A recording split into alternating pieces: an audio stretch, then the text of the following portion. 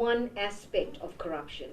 And it is important to note that the mandate of the directorate, although it specifically actually prioritizes, looks at the State Capture Commission and other commissions of inquiry, if you look at the corruption in the municipalities and a whole range of, I'll talk just now about looking at case selection criteria, because the directorate cannot deal with everything. So we've got to look at what does the directorate deal with, what still remains in the space of the SAPs and the Hawks, because they still have a massive amount to do. And those cases will go to the SCCU, which is a specialized commercial crime unit within the NPA. So the SCCU has a crucial function to play in dealing with the corruption scourge that we're facing. It's not just the directorate, and it's important that people understand that. And then we have the general prosecutions, which will deal with the lower level commercial crimes.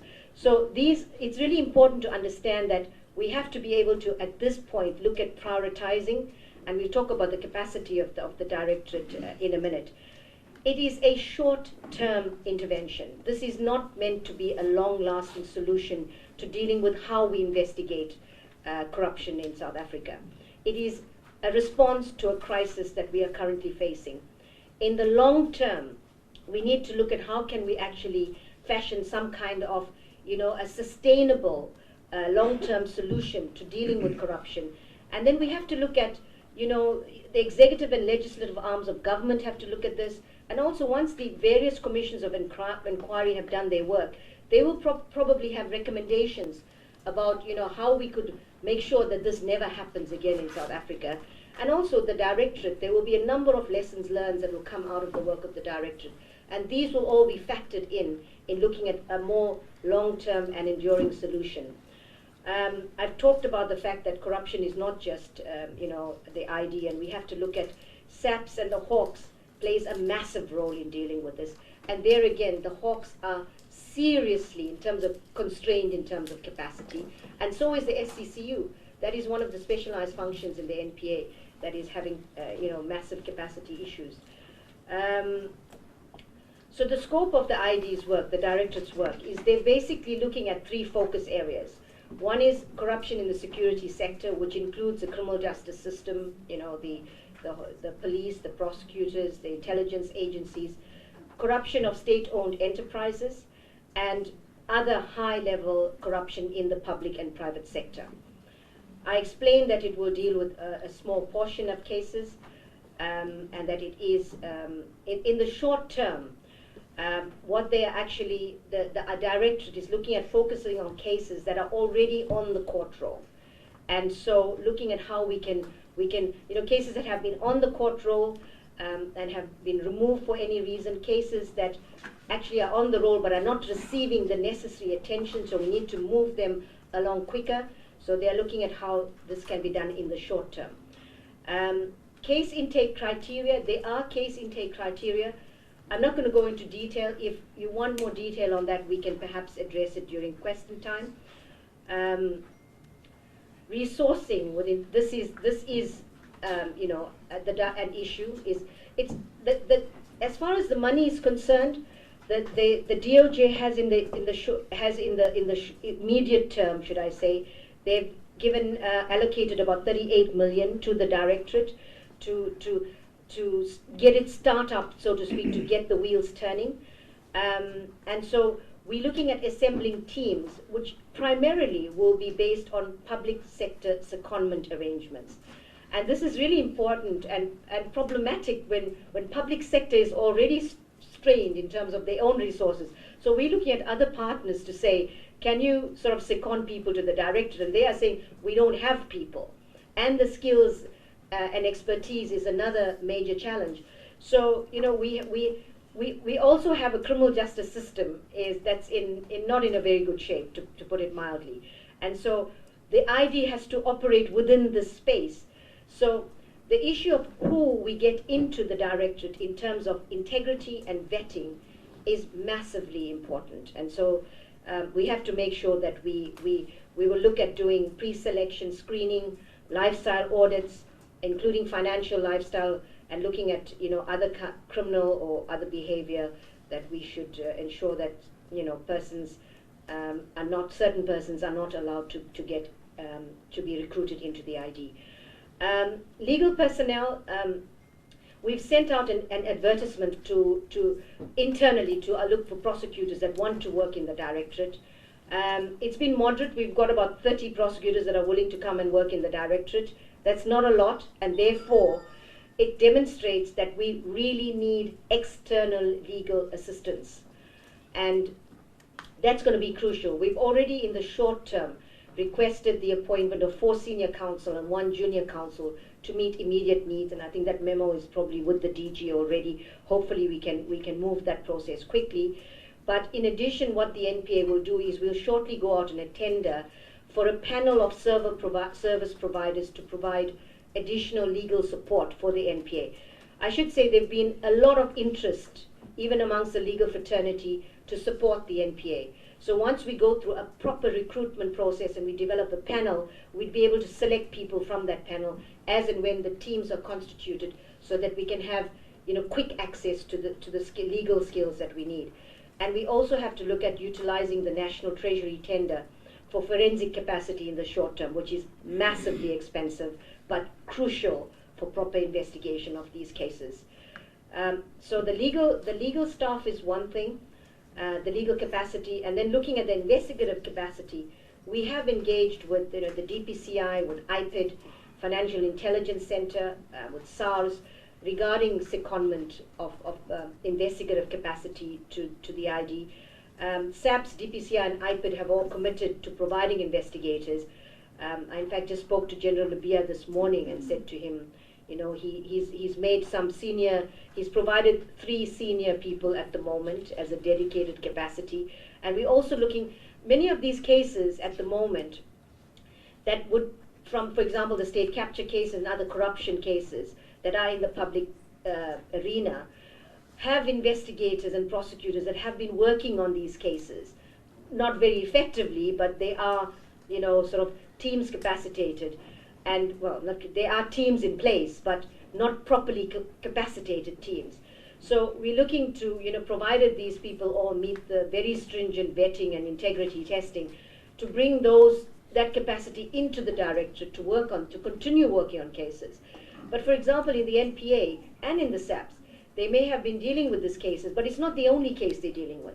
Here you need a dedicated capacity of prosecutors, investigators, forensic investigators that are working on one particular case. So, for example, the ESCOM case requires a whole range, not just one prosecutor. You need a whole team of prosecutors, investigators, etc. So, getting this capacity and procuring that is a complicated issue, especially within government. But we have to find ways of actually getting it externally quicker. And so I mentioned that the budget, in addition to the DOJ allocation, we've also made a bid for CARA funding, 44 million for the current financial year and 264 million for the next 3-year cycle. And if, the CARA funding, I should just explain, it's the criminal assets recovery account. And if the that is money that is actually seized as proceeds of crime by the asset forfeiture unit that actually goes into the CARA account.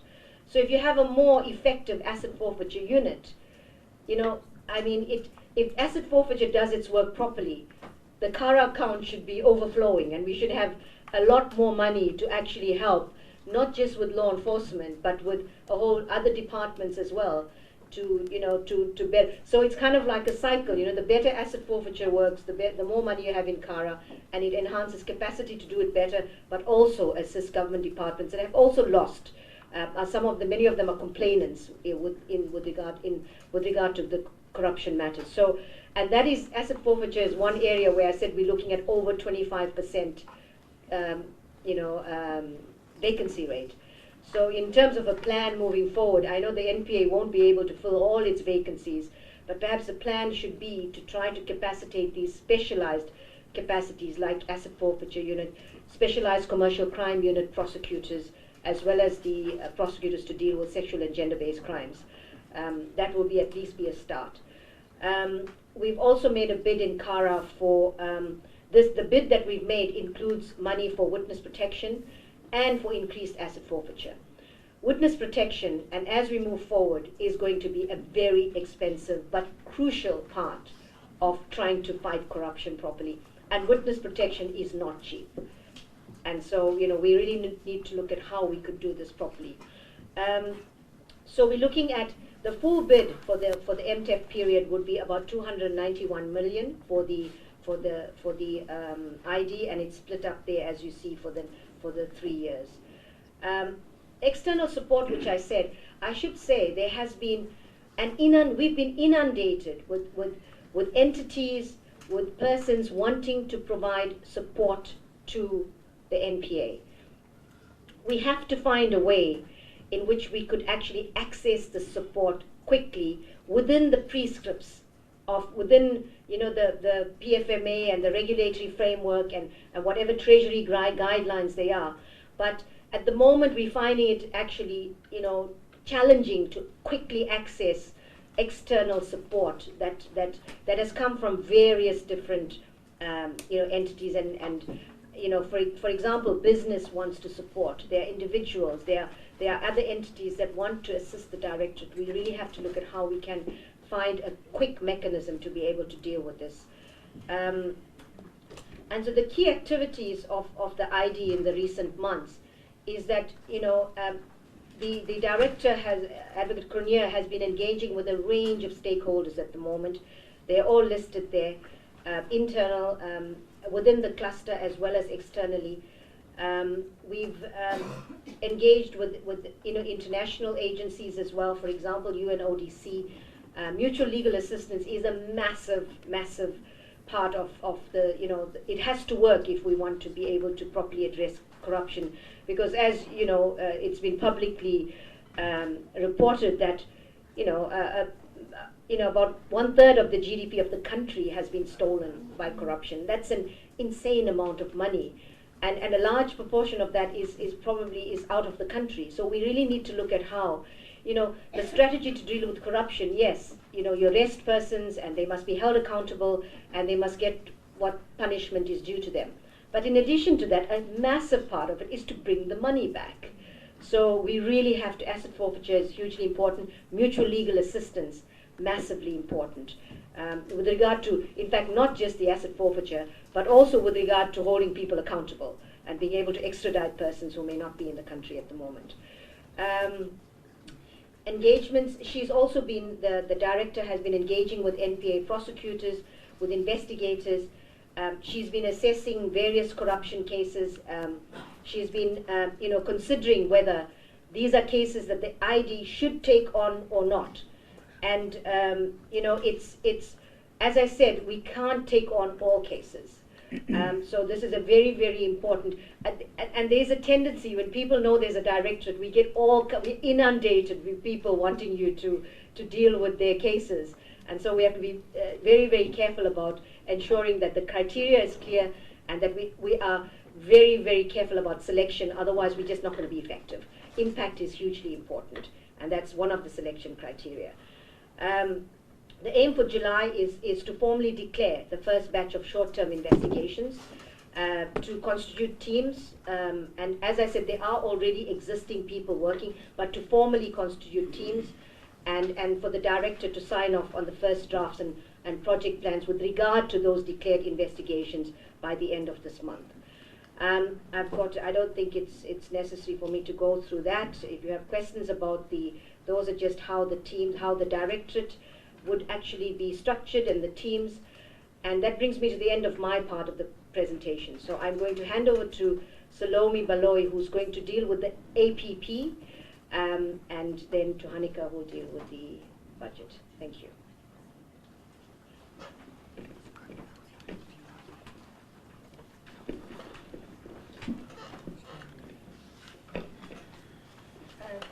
Thank you, NDPP, and thank you, the committee.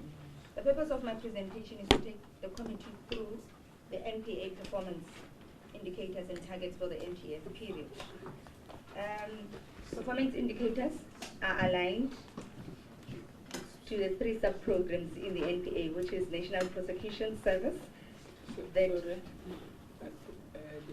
concerned that we can't hear you. They can hear me. Just before she puts closer. Oh. Let's try it again. All right.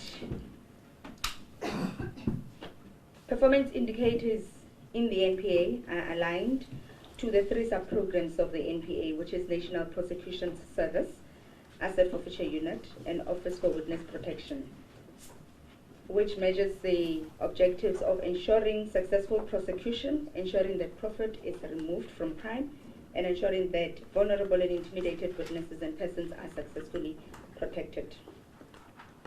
In terms of the above strategic objectives, there has not been any change from the previous APP which was reported in the last financial year. However, the changes that come in terms of conviction rates in the high courts, the regional courts, and the district courts were that in the current year we have reduced the targets to 87%, 74%, and 88%, basically due to the fact of resource constraints in the NPA. And the performance program indicators relating to the National Prosecution Service are different in terms of different crime typologies, and those indicators talking to conviction rate in complex commercial crime. The target for this year going forward is 93%. Conviction rate in organized crime is 90%. And number of persons convicted of corruption or of persons related to corruption where the amount involved is more than 5 million, it's 30 people that needs to be convicted, and the number of officials convicted for corruption or offences related to corruption, it's 202.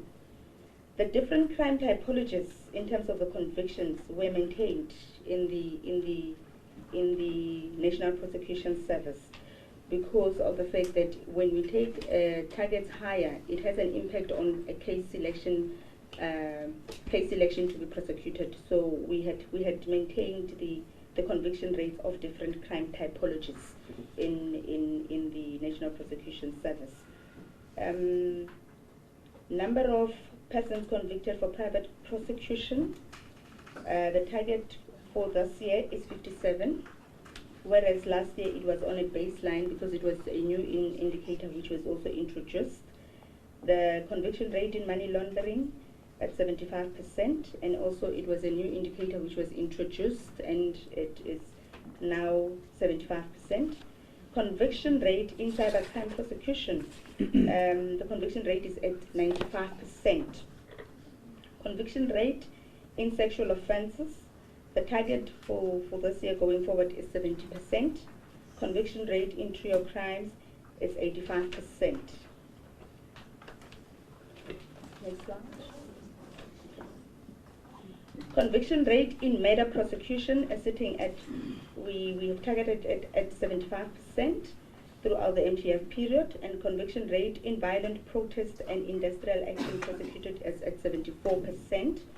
Number of victim assisted at TCC sites is 29,860, and in the outer years it would be 29,920 and 29,930. Conviction rates in TCC reported cases, the target is 70% throughout the MTF period. If we look at asset forfeiture unit in terms of the performance indicators, in last year asset forfeiture unit, it was the first time that it sets its target ever higher in the numbers and in the values, and in setting their targets in the values of billions, due to the fact that there was state capture cases which we had initially reported in this committee. However, due again to the resource constraints, the targets have been reduced, taking into consideration the capacity constraints that we are having in the organization. A number of completed forfeiture cases is targeted at 510 this year, and in the outer 2 years is 520 and 530. In relation to the value of completed forfeiture cases, if you look at the estimated performance of last year, the target was 6 billion. because of that reason that I've spoken to relating to the 17 prioritized state capture cases, which we spoke about, that the targets initially were increased. However, it has been reduced due to the fact that the investigations have taken long, and the number of cases that are there are not getting finalized. So the targets have been reduced to 2.5 billion in this year. Number of freezing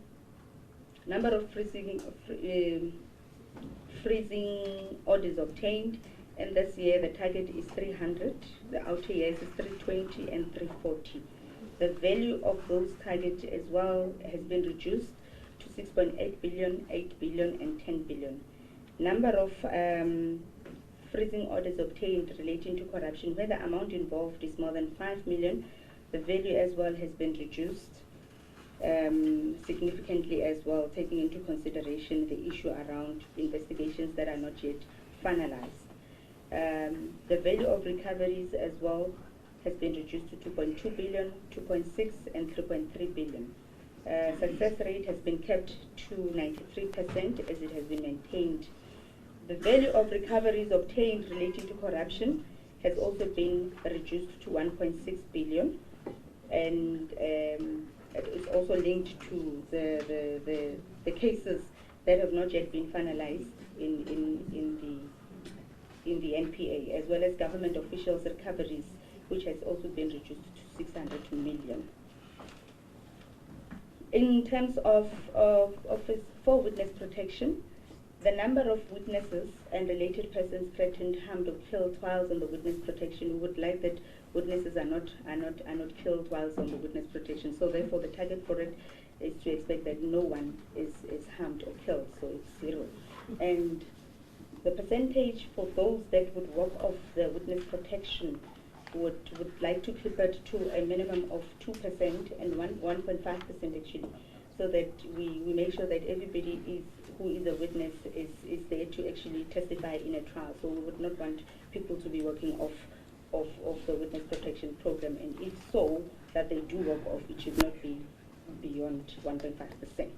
And those that are discharged after they have been through the trials that are successfully discharged and resettled, it's 100% going forward. Thank you. Mr. Chair, if I may, just before Hanika starts her presentation, just to mention that these measures, we accept that conviction rate is the only measure that is currently as part of the MTAP cycle. And so we kind of locked into that, but moving forward, we recognize that conviction rates are not the best measure of success of an organization. I mean, we have incredibly high conviction rates, 70, 80%. But, I mean, is it really measuring the success, you know? And so we really need to look at what are the measures that we need to do. Conviction rates is an important measure. We're certainly not going to say we're going to dispense with it. But we need to look at what more do we need to actually add that will give us a better idea of the performance of the organization as a whole. And so, you know, also looking at, for example, you know, I mean, credibility of the NPA is a massive problem. I mean, so, you know, something like the enhanced credibility of the NPA, you know, so we need to look at, so to bear in mind that these targets were actually developed in the previous cycle already, before they've not been adjusted. I mean, we do have the directorate that is now being set up. There's no targets that so they would in fact finalize prior to February this year. And so moving forward, we need to look at whether these in fact need to be adjusted in accordance with the new approach that the NPA is taking. Watch this space.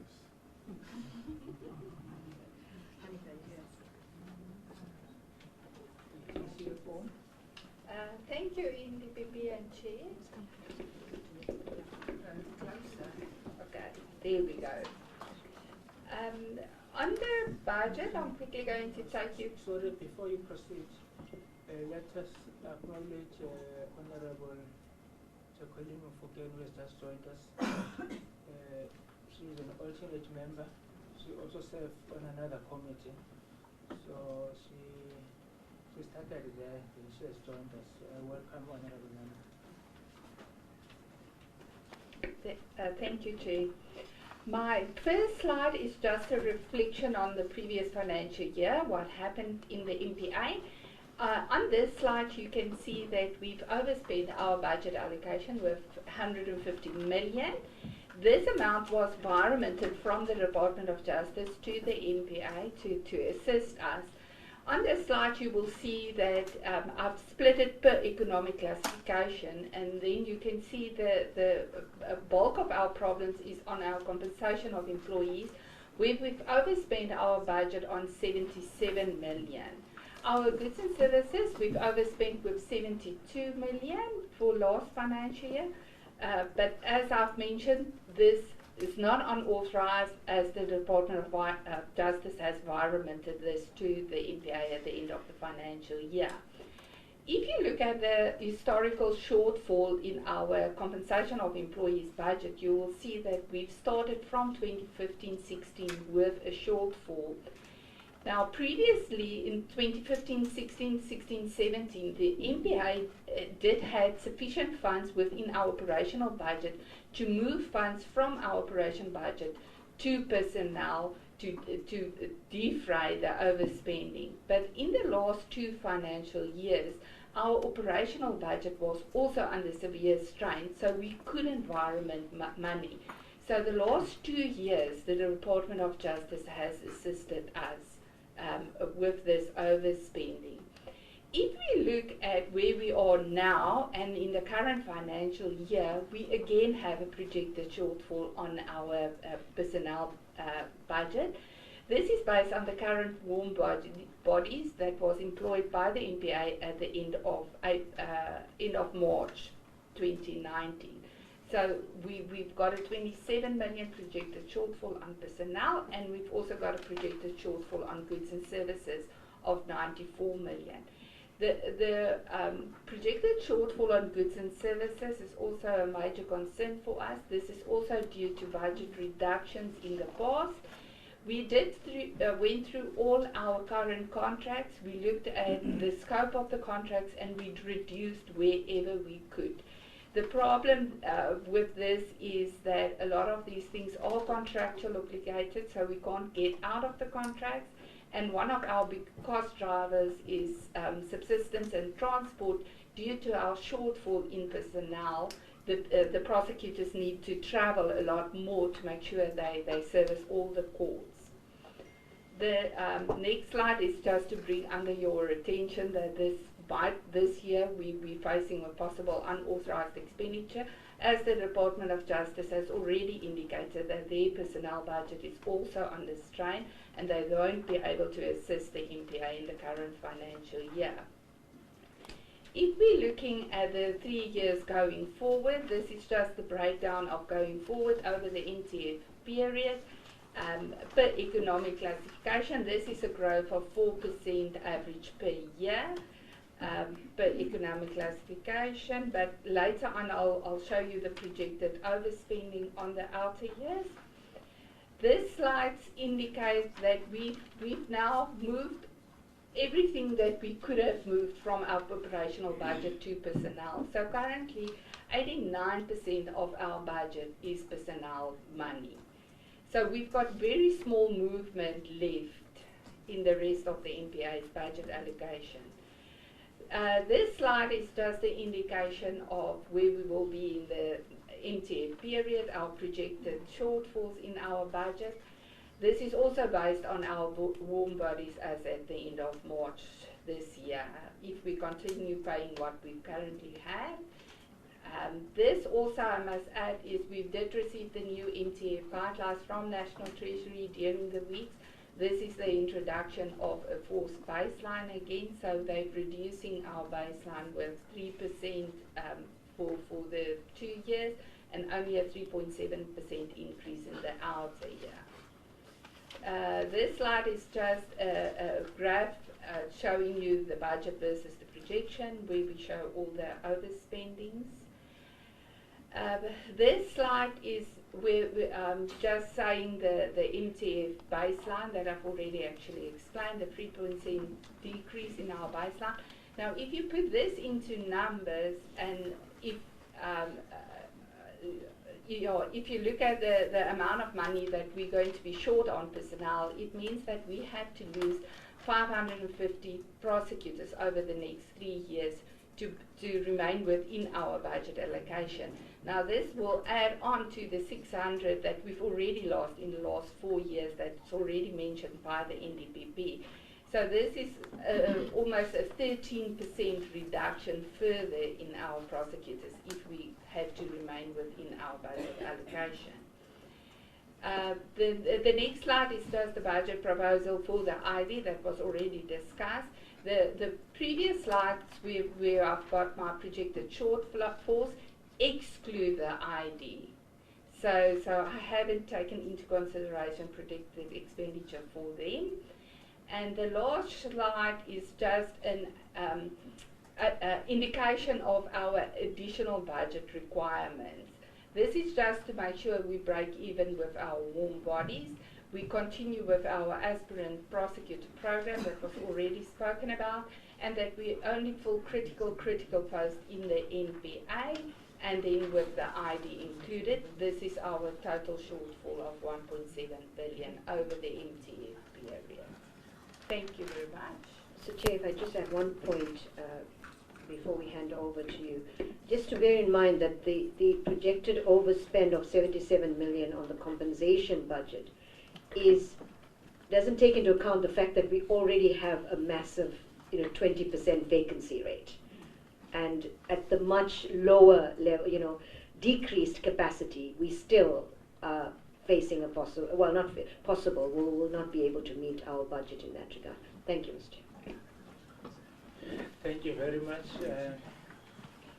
NDPP and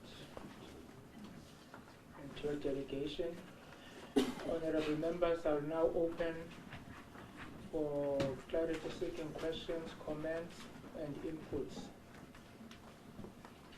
Honorable Mohammed, Advocate Mohammed, Honorable Mola, Honorable Nebo Jafan, Honorable Dennis, Honorable Horn, Honorable Janji, and Honorable Jele, and Honorable Msimang. In that order, please.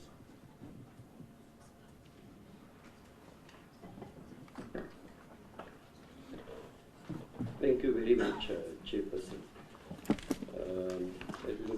Thank you for the detailed presentation, which we appreciate. This is our first engagement on this committee with your team, and really informed, especially the APP and the slides you have given. I'm just going to zoom in into some of the issues, because I'm not allowed to ask all the questions. So just perhaps what are the one matter that may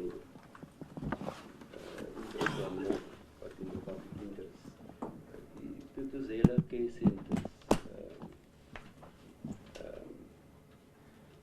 we know you put that as a new performance indicator, I noticed, for TTCs, maybe the number of victims assisted at the TTC sites. Now, there were a number of, or rather, newspaper or media reports about the TTC facilities, the Tutuzela case center facilities across the country that are sometimes without counseling services. And we hear that you're targeting another 5 to open where it's necessary, especially in the rural areas, I assume. But what is being done to overcome, to bridge this gap with the lack of counseling services with existing sites in particular, which I understand there's an urgent need for that. If we are to give effect to the resolutions of the summit against gender-based violence and femicide. That's the first one. Then we appreciate the interagency cooperation which you mentioned, so we believe will enhance the anti-corruption task team's efforts that we heard from Justice will be activated to be more active than it was previously. Then we heard the other day from the Minister. However, the entities you mentioned, I just wanted to ask, we've also engaged with the Auditor General, because we understand that on the 1st of April, the Auditor General is able to refer material irregularities also to the SIU, and there may be an interest to ensure that there's coordination, cohesion on such matters, which is a new area, I understand. Thirdly, the major one, perhaps, that you mentioned about the lack of funding and especially around personnel expenditure, you mentioned now.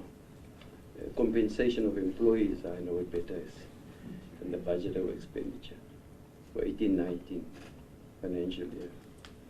Now, this committee previously, before our time, engaged with the Treasury, and indicators for feedback was that due to constrained fiscal outlook in the scope to provide additional funding is very limited. And that seems to be going to be the case over the next MTEF period. Now, if that is correct, you mentioned CARA, which is great, and is a necessity to continue. But environment obviously is not sustainable, as we all know. And we all know also that the accounting officer of DOJ, our Director General, is not someone, or rather, it's not the entity you can go knock on for money. But it seems because of their own challenges. But it seems the way forward is that perhaps you want to, I don't know whether the the department NPA is looking at what would be any saving of any joint administration as a temporary measure for one MTF period. Notwithstanding that you were mooted earlier that you're looking at it to be preferably and desirable to have your own accounting officer. But if that's not affordable in the short term, what would be the saving of auxiliary services in administration being rendered from a central point, or whether it's localized or nationally, and provincially and nationally for that matter? So I know that it comes with its own complexities, but in terms of pure financial and auxiliary service, you may want to check if it's worthwhile, whether the study has been made. Maybe it's not. So I'm just referring to that, whether you've done anything around that particular matter.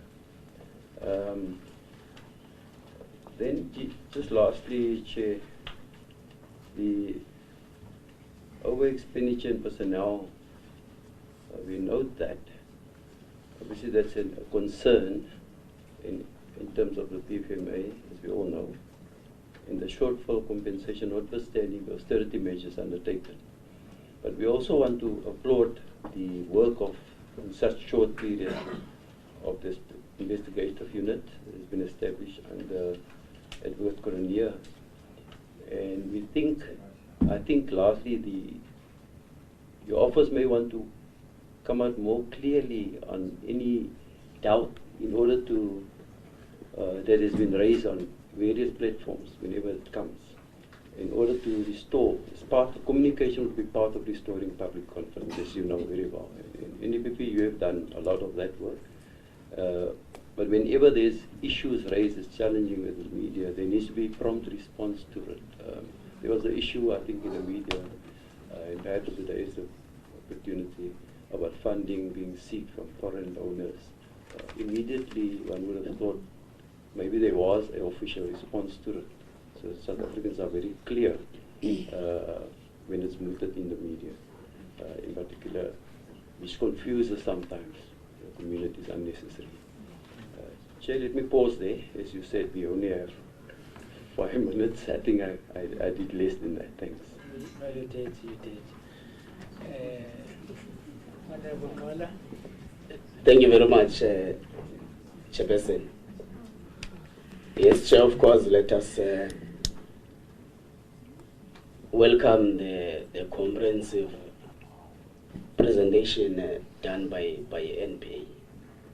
It indeed helps us to have a clear view of what is happening internally in the prosecuting authority, which is very important, Chair, because it will actually help the committee to play its oversight role over the authority. Chair, in the presentation on budget, part of what I've noted is budget shortfall. I don't want to assume, Chair, to assume that I understand what it means. Is it meaning that the shortfall is a monetary difference between this financial year and the other financial year? If yes, Chair, what is the actual cause? Is it National Treasury regulations or what?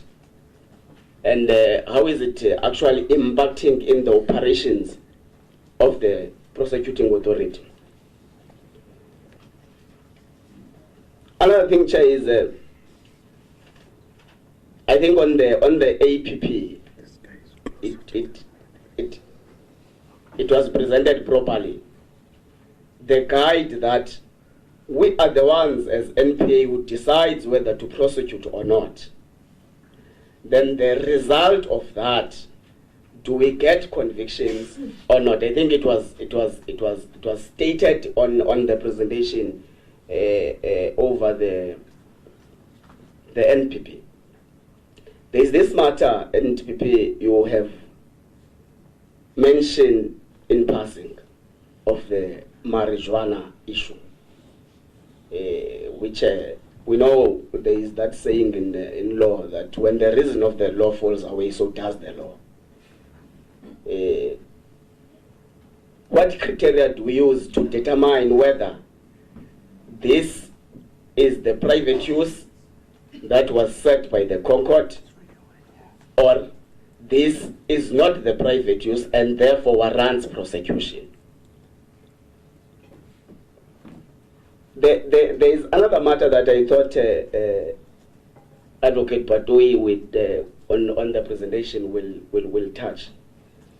A matter that has generated a lot of interest, public interest. The issue of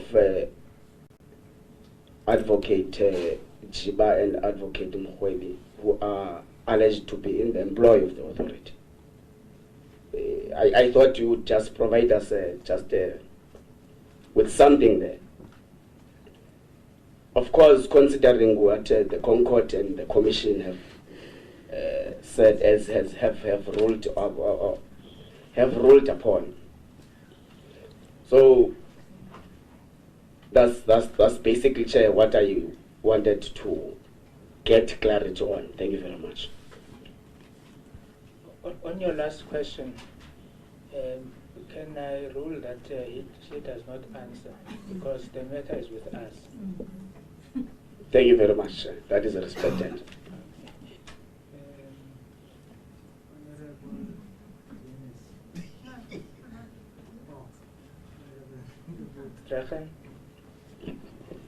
Thank you, Chair. And thank you for your presentation. A question of clarity. On slide 24, you said the percentage of witnesses and related persons that walked off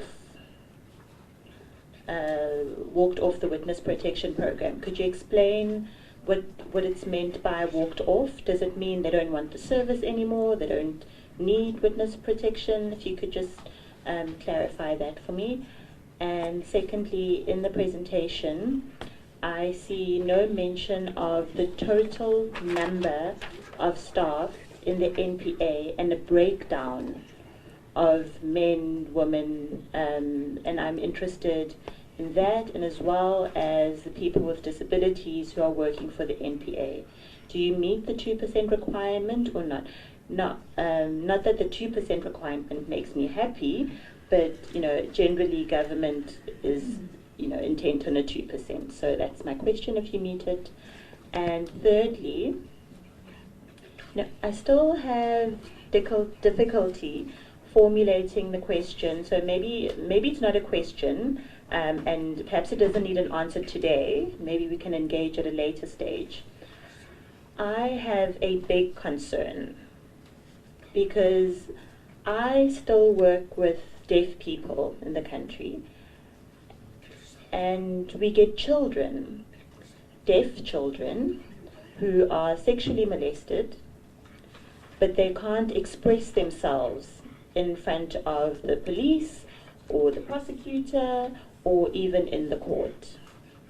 Firstly, they can't express themselves because they use sign language. Secondly, because in sign language is not the language that they use in the courtroom. The court is not used to that language. And taking these two factors into consideration, the prosecutors or the magistrate or the judge doesn't want to use an outside sign language interpreter. Okay, I understand there are many reasons given for this, but for the child, in order for him or her to be understood and to express themselves, somebody needs to understand the child, and that person can interpret in the court. Right now, in court, here in the Western Cape, there is a person who is not deaf. She can hear, but she can't speak. So things like that. The court called deafs at the Deaf Federation of South Africa, but things like that, should there should be more patience on the part of the prosecutor, on the part of the magistrate. Many times when language is an issue or the use of sign language is an issue, there's no patience and the case gets thrown out of court. And the victim still faces the person who created the crime, whether it's sexual abuse, whether in the home or the school or the community, and there is no protection for the child or the woman with a disability. So maybe you don't have an answer today, but I would really like your sector and the judicial sector to engage with civil society who can assist to provide the services, instead of just ignoring the sector. Thank you.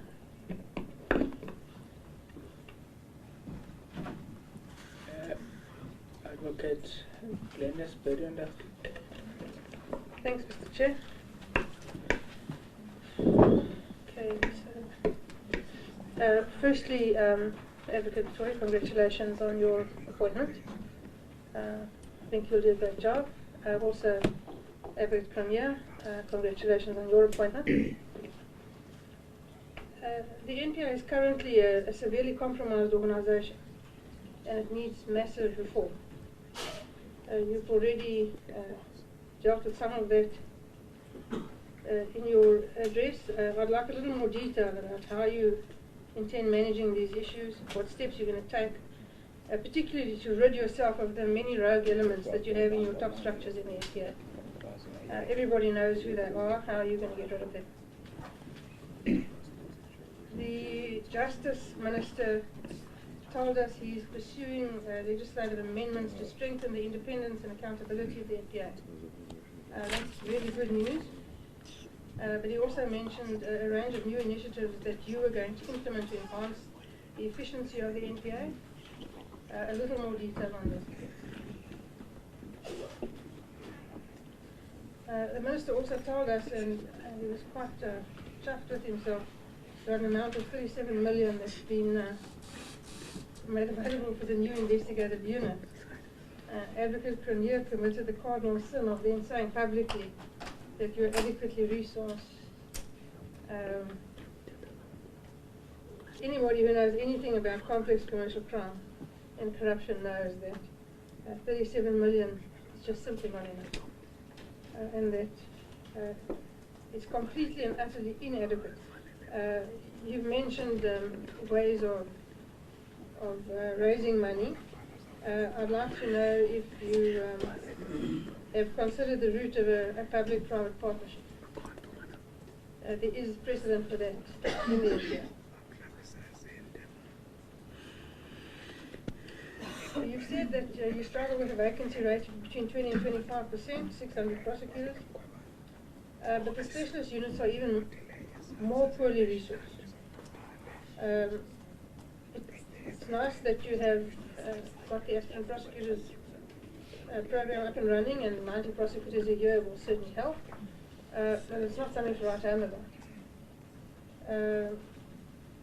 And we all know that a short space of time at an aspirant prosecutor's course, and then a couple of months prosecuting doesn't turn you into a prosecutor. It takes a lot longer than that, and to turn out a specialist prosecutor takes even longer. So units like the SECU currently are even more under-resourced than 25%. That's not so easy to fix. How are you going to address this lack of resources, both from a human resources perspective and from a skills perspective?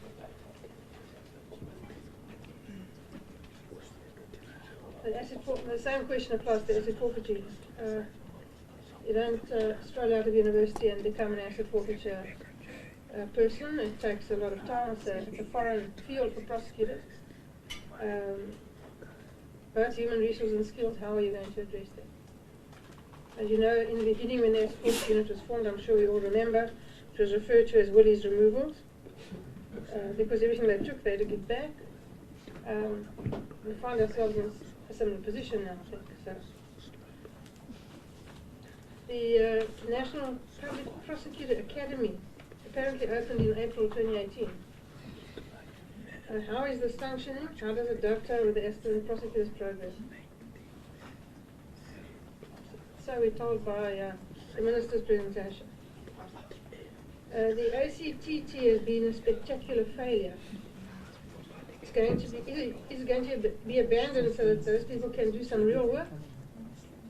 Or is it going to be revamped in an incarnation that actually functions?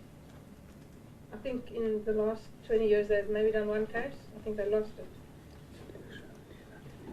Prosecutors are 100% dependent on what the police bring them to do. Police are facing an even more serious skill challenge than the NPA. How will you approach this problem in conjunction with the National Commission? Then just one I was going to ask you about OCD, but I'll let you off the hook right now. I understand that it's a problem, but it's not going to be something that's going to go away. So at some point, we'll need to get an explanation on OCD. And then there are a couple of high-profile people who ran away, were allowed to run away. So one of them being, of course, the Guptas, who were allowed to leave the country under conditions that are quite staggering. What are you doing to get them back? Bobrov and his little son off to Australia. Are you going to get them back and prosecute them? Barry Tannenbaum, also hiding away in Australia. Are there any plans to bring him back?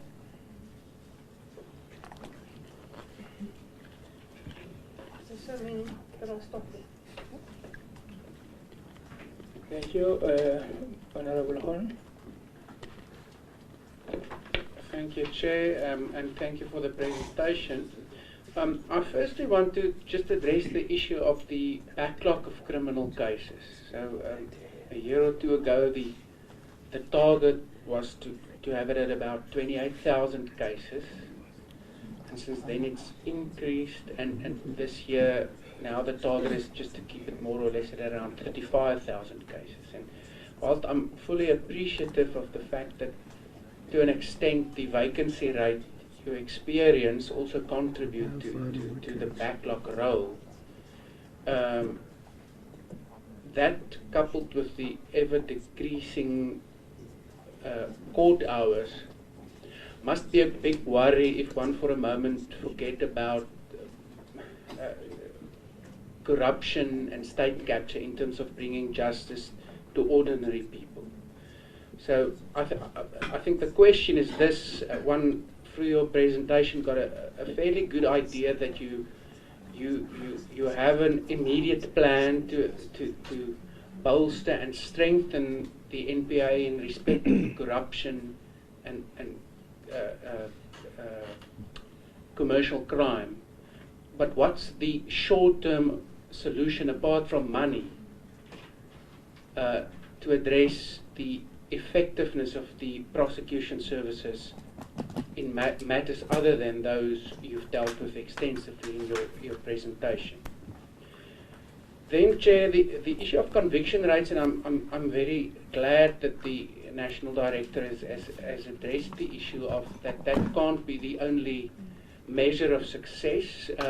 For example, after last year's annual report, there was an analysis done by the Rape Survivors Justice Campaign. I think they were here, but I don't see their representatives today on the Daily Maverick website, where they made the very salient point that the NPA and the department can't say we're satisfied with a conviction rate of 72% in respect of sexual crimes if just more than 10% of those criminal complaints that go to the SAPs ultimately are enrolled. And furthermore, while we're appreciative of the fact that it is complex cases, SAPs play a role, there is this ever-lingering question whether prosecutors do not only enroll those where they see I have a very, very good chance of success. And what are you doing to ultimately address that in order to also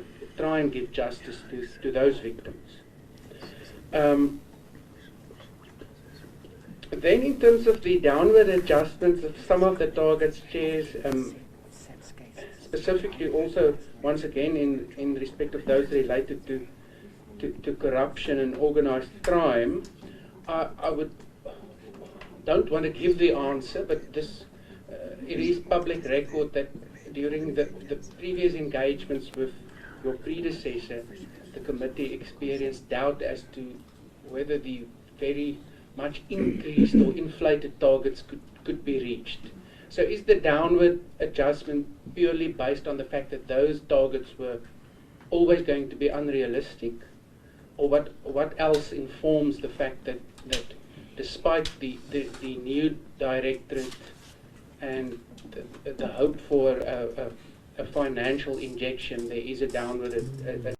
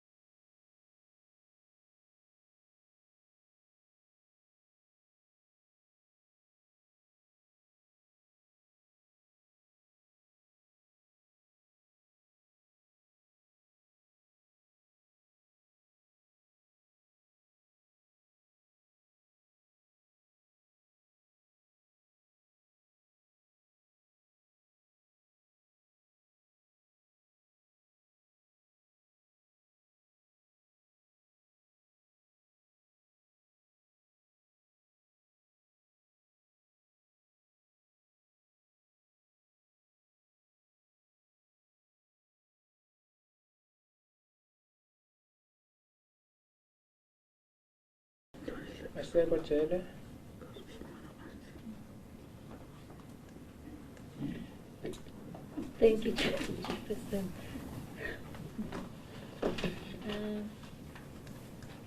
Thank you also to Advocate Batui, your presentation, which gave us a lot of information in terms of really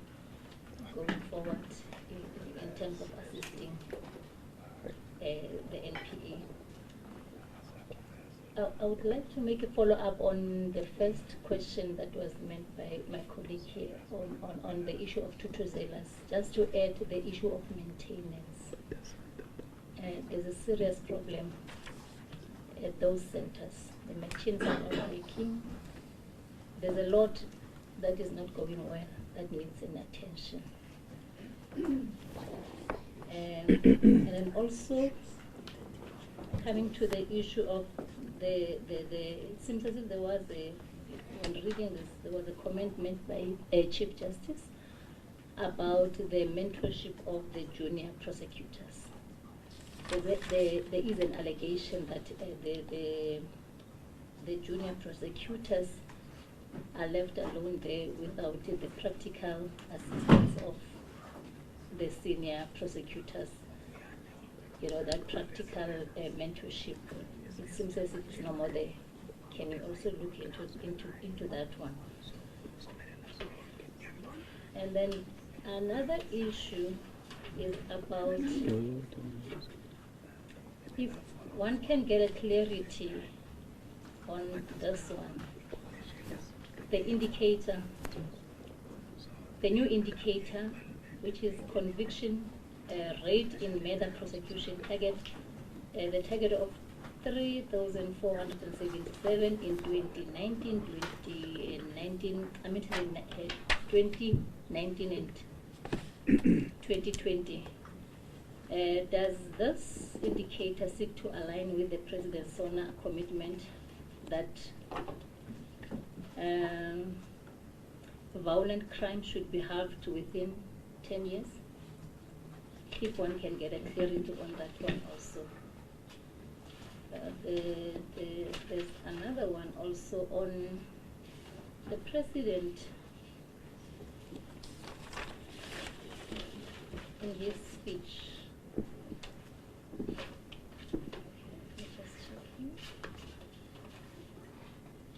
I just mixed up my page. I wanted to quote that. I think they just asked the question. Okay, it's about recouping. In fact, we want the money that's wasted on crime back. It's about that. In fact, we said we need to ensure that public money stolen is returned and used to deliver services and much needed basic infrastructure to the poorest communities. That is what the President said in his SONA. So I have two questions on that one.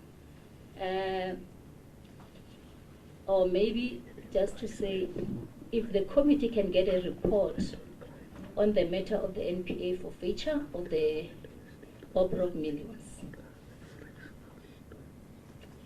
There are lots of millions there that needs to be recovered if it's possible. Lastly, Chairperson, is on the issue of foreign bribery cases. This is still in line with what the President said. If we can get a report on that one. Thank you, Chair. Thank you. Honorable Janjo. No, Chair, I only have got one. It's not even a question. It's actually a proposal I want to make, Chair. And thank you for the presentation, Advocate Batoy, and very useful. I was also even more interested, even though I didn't have it in front of me, the starting work of the Independent Directorate. I don't want to call it ID. There was a party called ID, so you confused me when you say ID. So it's kind of exciting there. But the proposal I want to make is because the SIU was here, and there were 2 or 3 issues that I picked up I wanted to raise with you. And after listening to you, if I raise them, it will be like wanting to get water out of a rock, which I'm not going to get, because you've laid it bare what the challenge is. And that relates to the referrals that have come to the NPA, DCs and other things. And you've alluded to the 600 and so on. But if you look at it, maybe before I come to the proposal, from the president to the ordinary person on the street, and more specifically,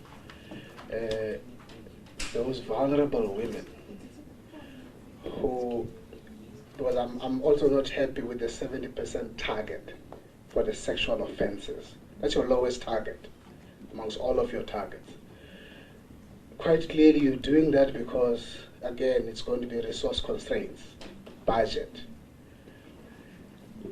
So I'm saying from the president to that person and everybody else, Mr. Suarez does that, the country wants you to arrest somebody, convict somebody, send them to jail, send them to overcrowded jails for a long time.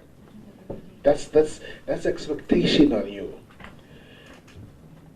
I think it should not be a pressure. You should be able to turn back that pressure back to society.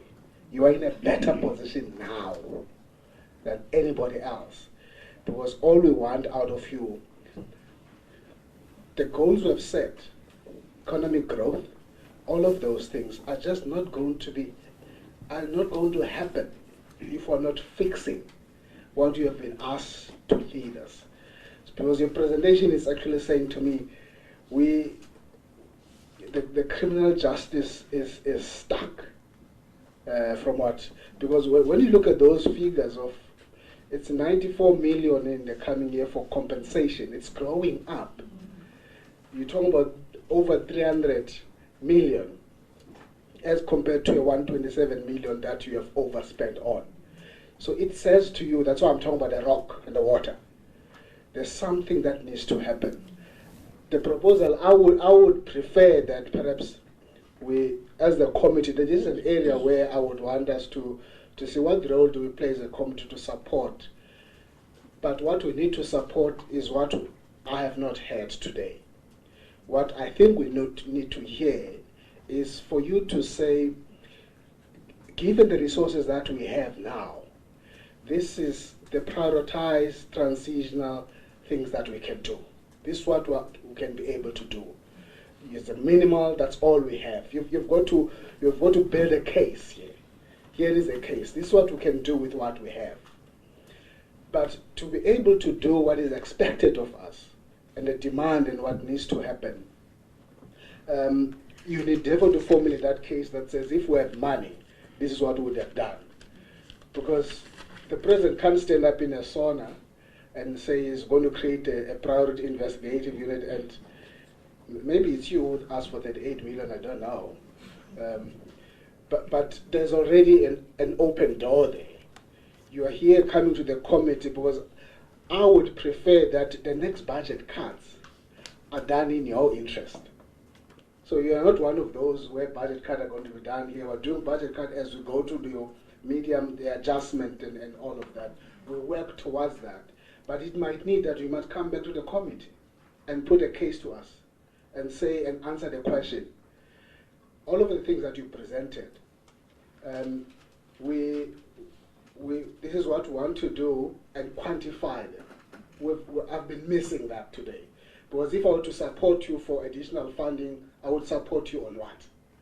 So this is what I would want to raise, Chair, instead of, there are a lot of questions, but it's very clear that you're not going to get an answer. It could, whether it is Batoy or anybody else, we won't get an answer because something else must be done to attend to that. That's really where I am.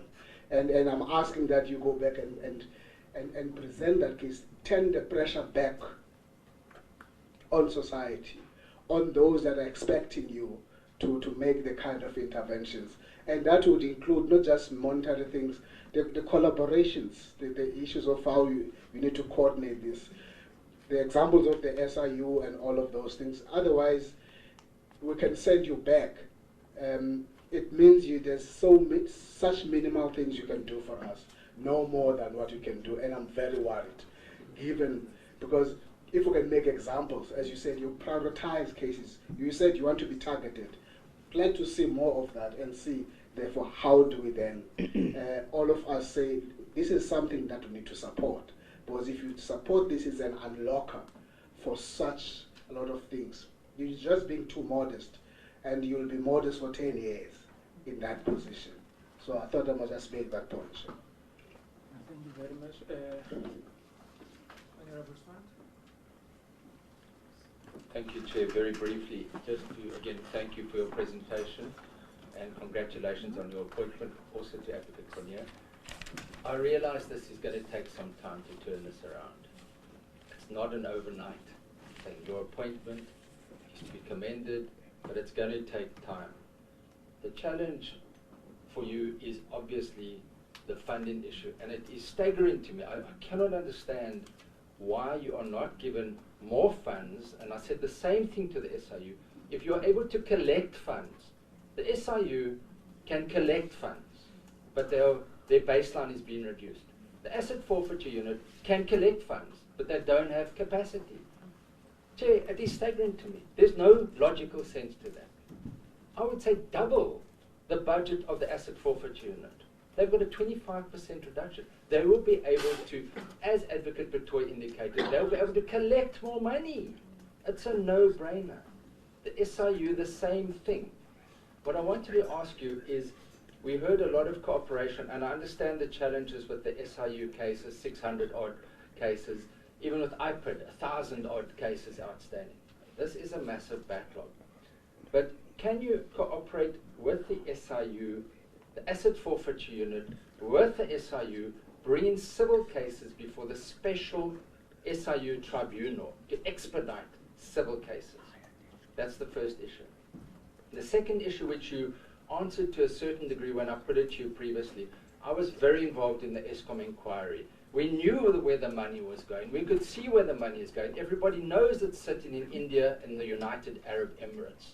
This committee passed the mutual legal assistance agreement and the extradition agreement with the United Arab Emirates. We were given the assurance in the previous parliament that there was ongoing cooperation between the prosecutors and the prosecutors of the United Arab Emirates, and it purely related to translations. Can you give us an update as to the cooperation in that regard when it comes to both criminal prosecution and asset recovery, as far as you are able to?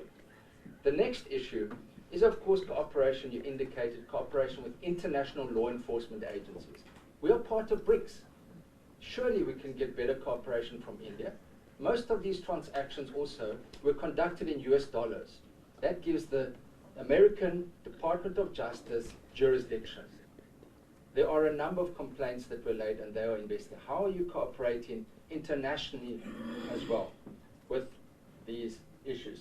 The last issue relates to your biggest cost driver is going to be your forensic investigations. And Chair, it's a concern to me, and we might need to bring the police to brief this committee. Because in March of this year, when they were asked to brief the Police Portfolio Committee on high-profile cases, there were a number of cases where they said they are awaiting the outcome of applications to the National Treasury for funds for forensic investigations. That was in March. Maybe it's changed by now.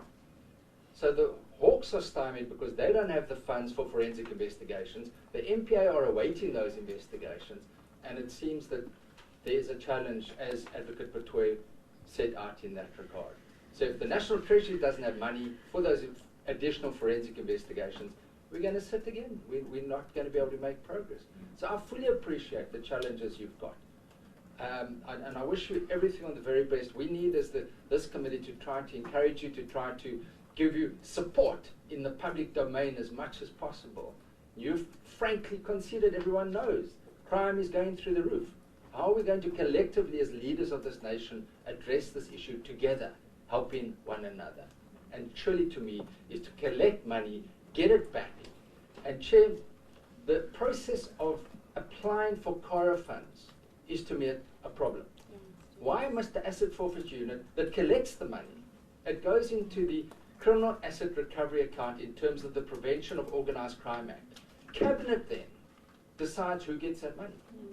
We should look at an amendment to that act, that money goes straight back to the NPA.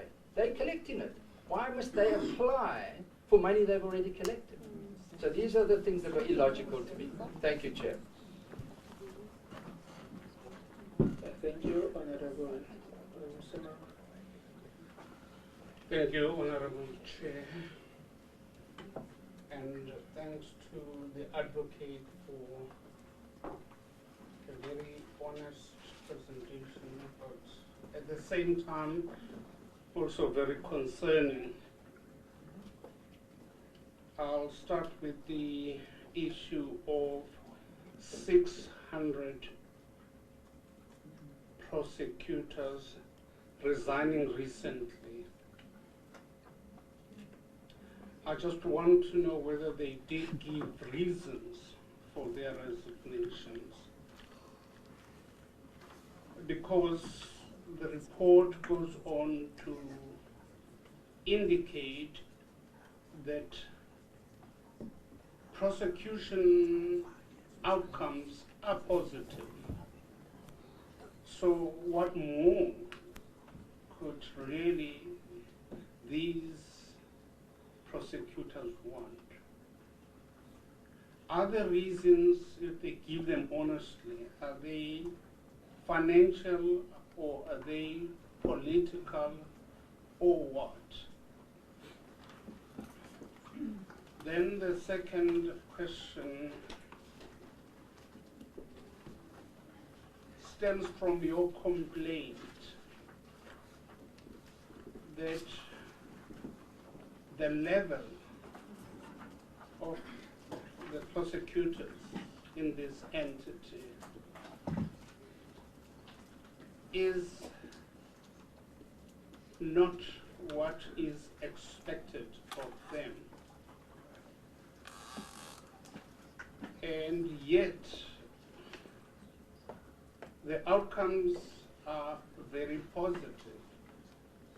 And these two seem to be contradictory.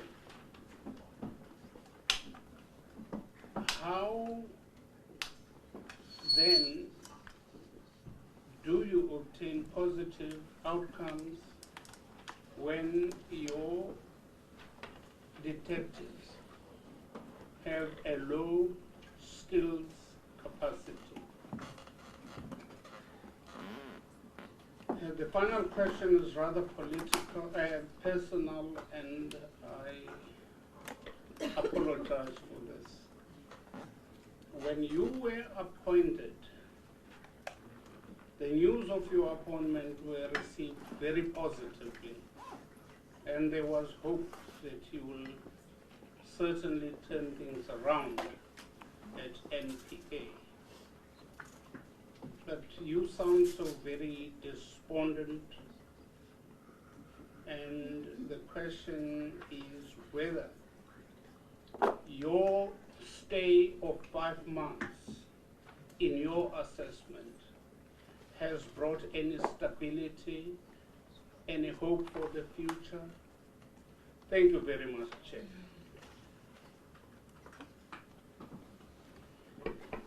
Thank you very much,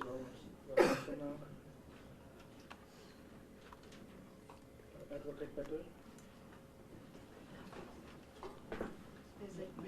Maybe before, there was an issue raised by Advocate Mohammed on the issue of the use of private sector money for the investigative directorate. I think it's something that we would really need a serious discussion. We would like to make an input on that because some of us might argue against it because at some point those are the same people you might need to investigate. But I think let's have a frank discussion, an open discussion, and so that you can understand where will it start, where will it end. But when I read Advocate Tonya's address to SANEF, I was worried. But I think it's important that it will be brought for a thorough discussion that we have. I think to the DG, we are looking forward to this amendment to the NPA Act, Section 12, subsection 4 and 6. I think it's an agent issue about the extension of the term of office of the NDPP that was declared to be unconstitutional. And I think we need an amendment urgently. I just want to raise an issue around the communication strategy or an approach by the NPA. I think you always come across as generally prioritizing corruption, which is important. But I think we need a more holistic posture, because every day nowadays you have violence against women and children, but I think we need an NPA that is going to communicate in a way that instills confidence to all sectors of society, not only to what is generally topical and current. I think I will be speaking on behalf of everybody else that we are worried that the compensation budget now stands at 89% of your budget. That is seriously unsustainable. It is seriously unsustainable. And it is our belief that even if you want to grow the economy, you can't grow the economy when the justice system is collapsing. No investor will invest. And the citizens of that country will not feel safe and they will be restless. Then the democracy will be at risk. So I think we need to take into consideration the issue raised by Honorable Janji, that you need to come and present a more detailed plan as to how are you going to be addressing those issues. Because we want to be part of the fight to say we need to address, we need to prioritize as a country, and justice should be one of those priorities.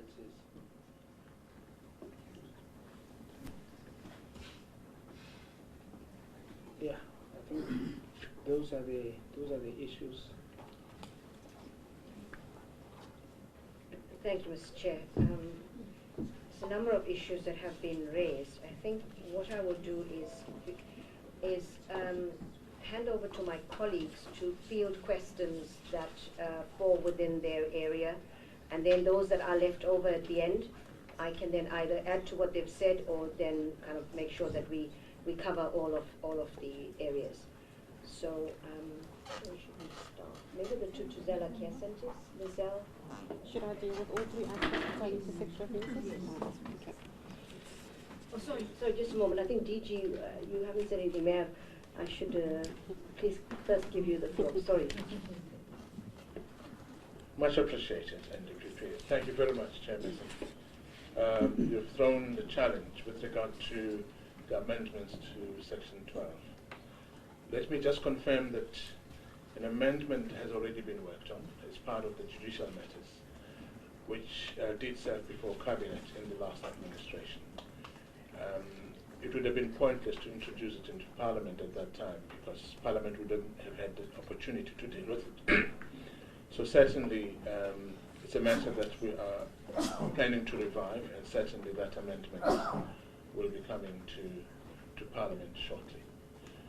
Whilst I'm at it, now that many matters have been referred to, and I'm the accounting officer of the NPA, I may as well just ride on the crest of this wave and say that matters pertaining to the ability of the NPA to receive public donations from private citizens, from the private sector, and all of that is a matter that the executive will have to first discuss before we can invite Parliament into that conversation. But we are already pondering a number of issues, including mechanisms that would be required to insulate the NPA from any possibility that you have referred to, Chairperson, that some of the people that may make donations might well be the people who are supposed to be investigated, and that the motive for making such public donations might well be suspect. So those are the matters we will have to take into account. And once we are ready, we will then come to Parliament to solicit further guidance on whether there are certain matters that we would need to take into account before that policy initiative is taken forward. Chairperson, it seems to me these are the matters that would relate to me directly. But if the NDPP in her wisdom thinks that there are any matters that I should deal with, once it's listened to everybody else, I'll be happy to come back. Thank you.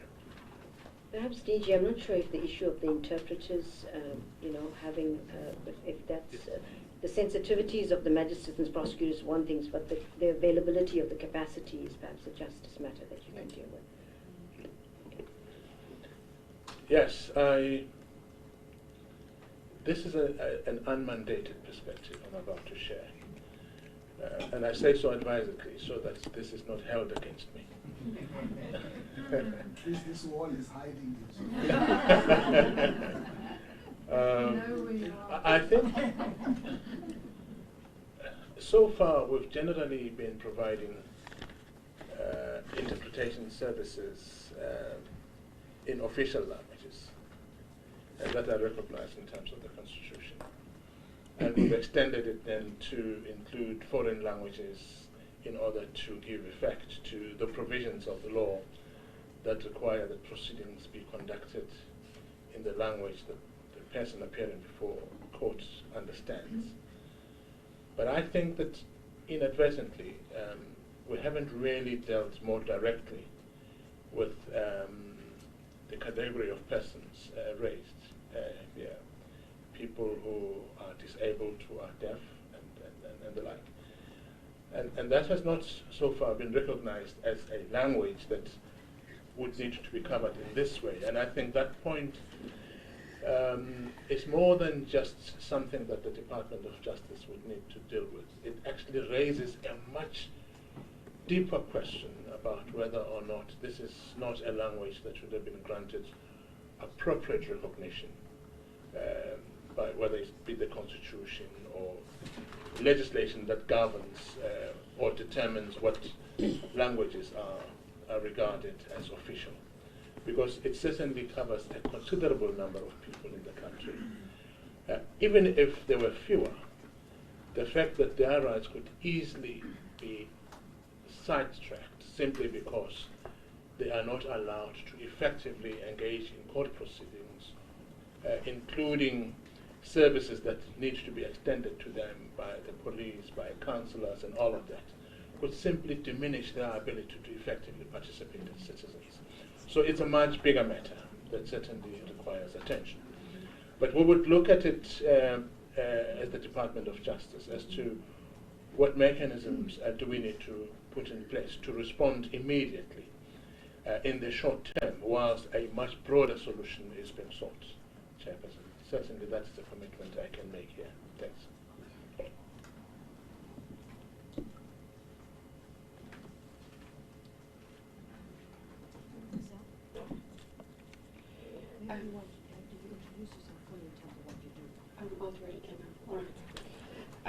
Good afternoon, members, and good afternoon, colleagues. As I indicated earlier, I'm Lizelle Africa.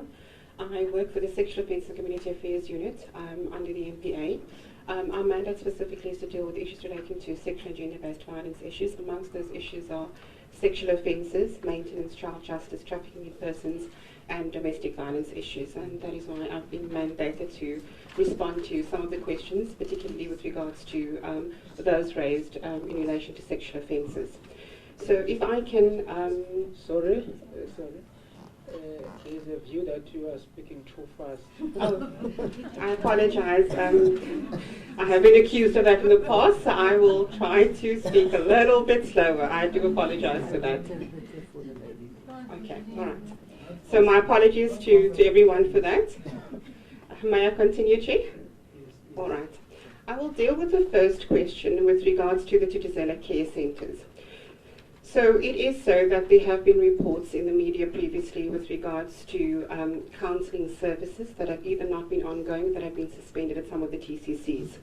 What we need to understand is that the TCCs operate on a multidisciplinary approach. So even though it is an NPA initiative, we are not solely responsible for the provision of services that make the TCCs a success. So our partners in the TCC and the provision of services at the TCCs, our very main stakeholder would be the Department of Health, Department of Social Development, and I'll put that into context in a moment. And then obviously SABC in terms of the investigation, and NGOs, NGO partners that provide counselling services as well. So if we focus on the TCC aspect with regards to the counselling services, what we must understand is that in some Tutuzela care centres, the Department of Social Development will provide their own services in relation to counselling or psychosocial services at that particular site. At other sites, we will have the Department of Social Development providing funding to NGOs that will provide those counselling services at that particular site. Then we also have the NGOs that are externally funded by external donors that would provide services at the Tutuzela care centres. So the challenge that arose recently was the external donor funding to those NGOs that were providing services.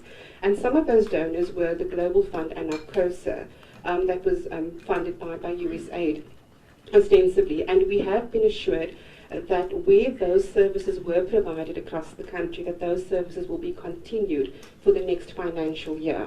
We've actually spoken to them just last week. And where those services have been suspended in the past, we were successful in getting DSD to come on board to be able to provide those services. So in terms of sustainability, stakeholder sort of relationships and is ongoing in maintaining that type of provision, that type of funding to be able to ensure that we do have psychosocial care and the provision of psychosocial care at the Tutuzela care centres.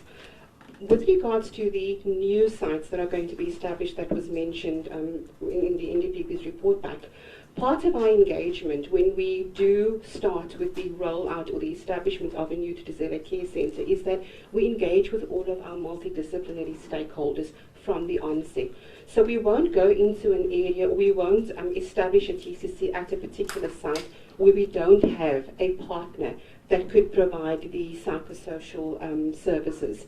So when we do establish a new site, all our partners on board from the start, we know exactly who we are going to be engaging. So whether it's DSD-owned services, or whether it's DSD-funded services, or whether it's an NGO that comes on board to provide services, but they receive external donor funding for that particular service. So in terms of sustaining services, that's how we've worked in the past, and because it's a recognised model, we haven't had challenges with DSD coming on board, but because of the resource constraints that we've been faced with, unfortunately in a lot of areas we were also some of the services were less funded than what it was before because of the resource constraints that they were faced with.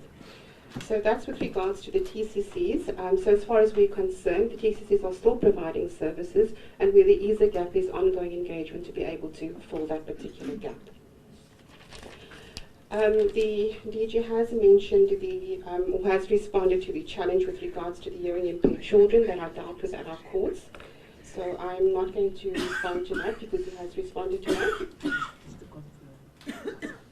Okay. All right, okay. My DVP just wanted to confirm what's happening currently at our courts. So just to be able to put the members and the colleagues just give them the perspective of what happens at the court. So it is so that the Department of Justice is responsible for arranging the sign language interpreters. That is the responsibility. But the challenge that we do face as the prosecution service is that we have found that there are a number of our hearing impaired children that come from very rural areas. They are not schooled in sign language. And therefore, when they do come to court, they're not able to speak the sign language that is recognised in relation to sign language interpretation.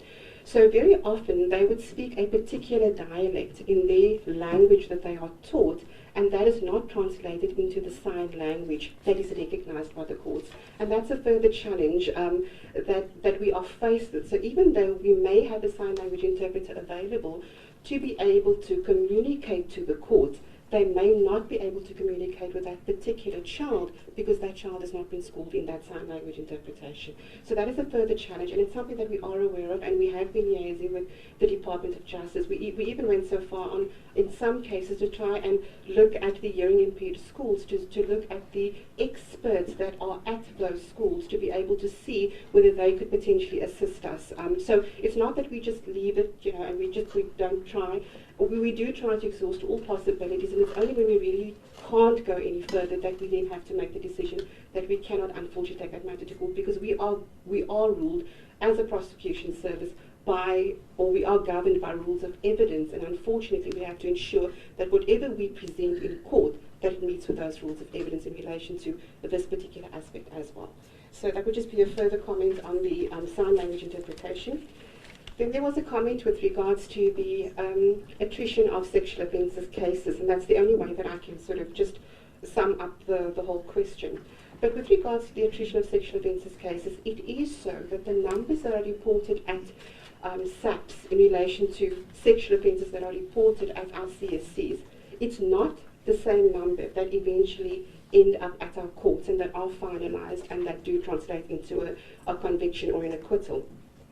But we need to see this number in context, and we need to understand that all the matters that are reported, there is a percentage or a number of those matters where the suspects are not identified. They are not able to be identified by the complainants that do report those matters.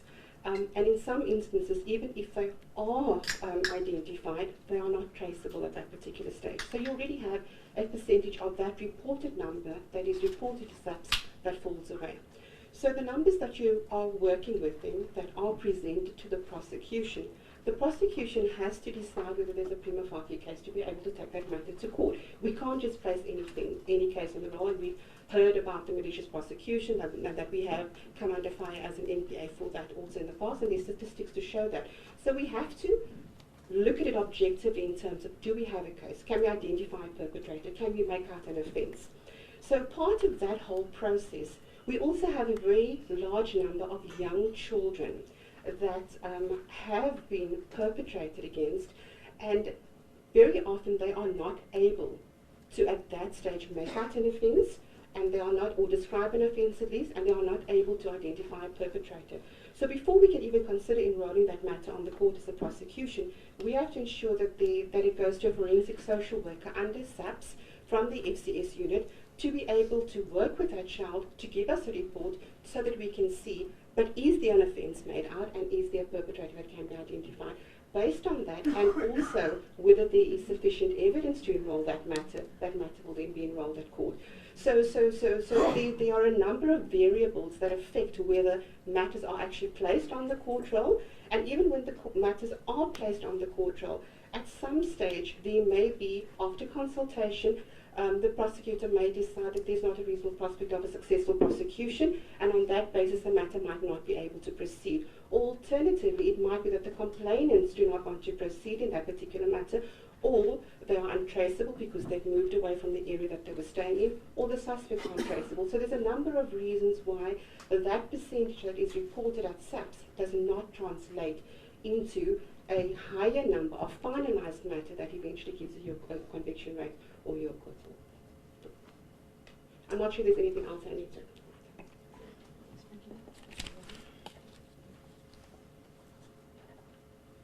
Thank you, NTPP and Chair.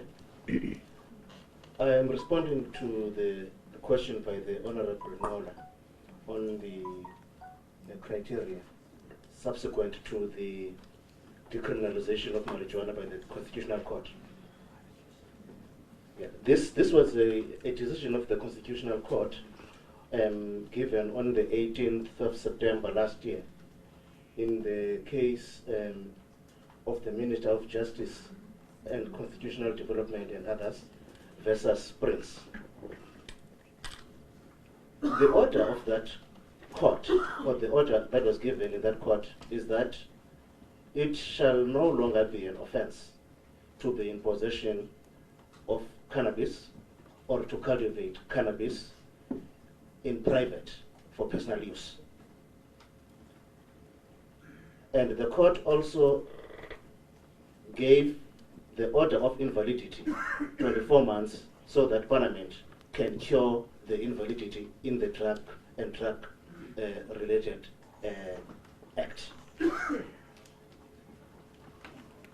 During this 24 period of the suspension of the order of invalidity, the Constitutional Court then made a reading into the current act to the effect that it shall no longer be an offense to possess cannabis for private use in private, or to cultivate it in the privacy of your house for private use. Now, in order to respond to this, we issued guidelines to all prosecutors. And these guidelines were divided into 3 categories of cases. Firstly, cases that were already before court when the court made its decision. Secondly, these now are cases before court, but before the accused had pleaded. That is the first category. The second category is cases that were before court, partly heard, where evidence had already been led. And the third category of cases were the new cases.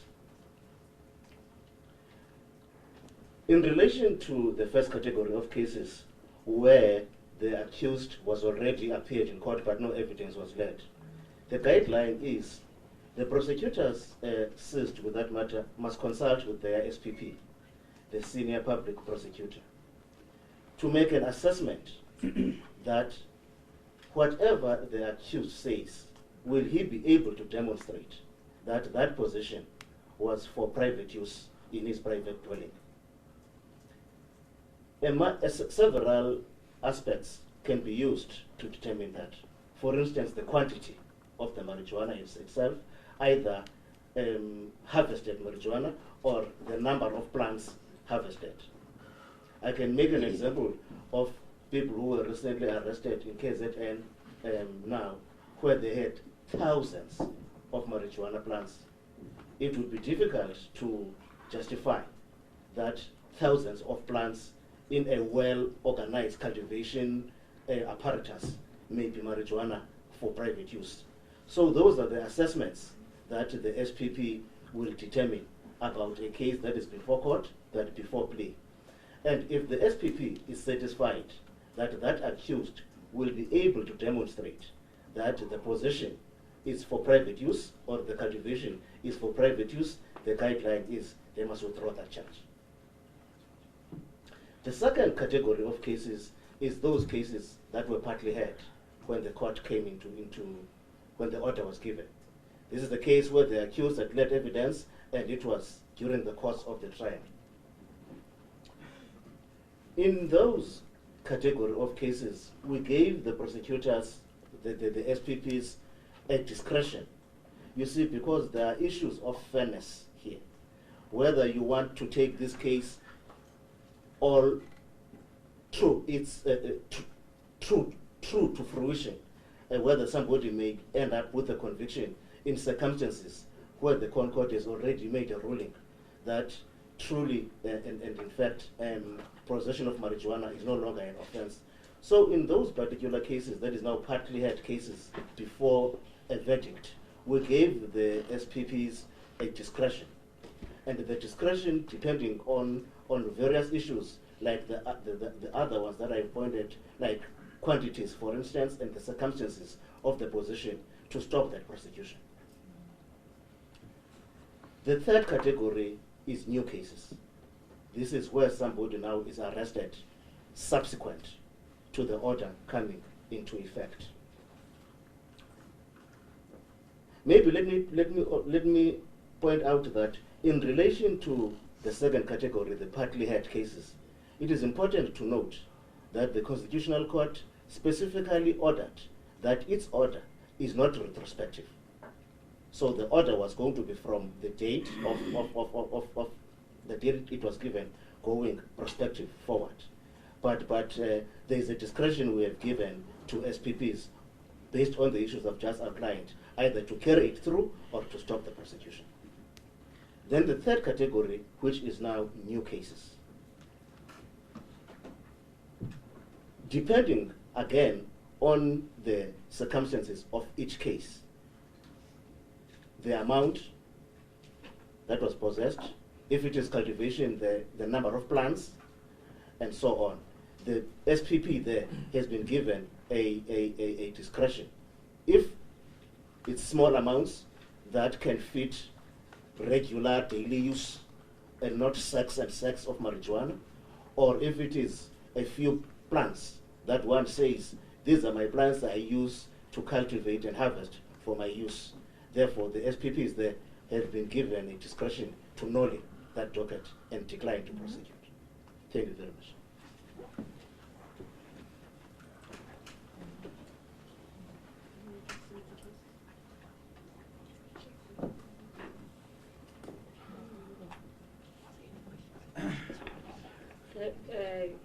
Good afternoon, members.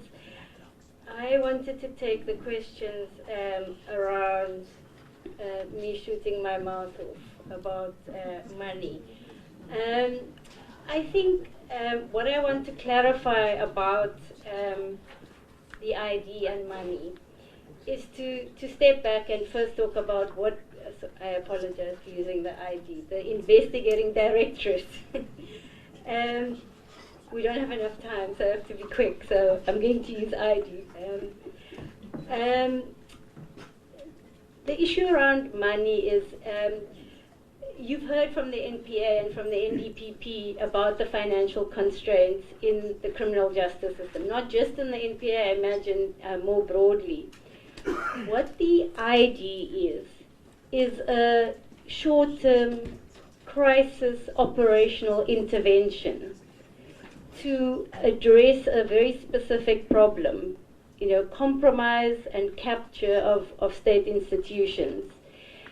Now, it's not a new organization. We're not setting up a new organization that's going to deal with these issues. The idea is to work with the system and address some of the issues identified in the system and try and make progress on those cases. So when I'm asked, do you have enough money, as the Honourable Member Janki says, money for what? I first need to understand what is it that has caused the problem. Why are we in the situation that we are in, where there have been so few prosecutions of high-profile corruption and capture, when there seems to be so much information in the public domain about these issues? And my sense is that we need to start cleaning up our own house. So the questions around how are you going to deal with the integrity issues within both the NPA and the police is the #1 priority for this directorate. So dealing with that is not, money is not going to be the solution to many of our problems, I'm afraid. Our problems are far deeper than that. Money is obviously nice, and the ID is in a more advantageous position in that there are funds in CARA, the Criminal Assets Recovery Account, considerable amounts of funds, and those funds can only be used not to pay salaries for long-term employees, but for procurement of services, which is the kind of services the ID is interested in procuring, legal services and forensic services. So certainly the NDPP has been given the assurance that the CARA committee will meet and will look favorably on an allocation to the ID. So it's in that context that I'm saying funding is not the problem. I didn't say funding isn't a problem. I said it's not the main problem.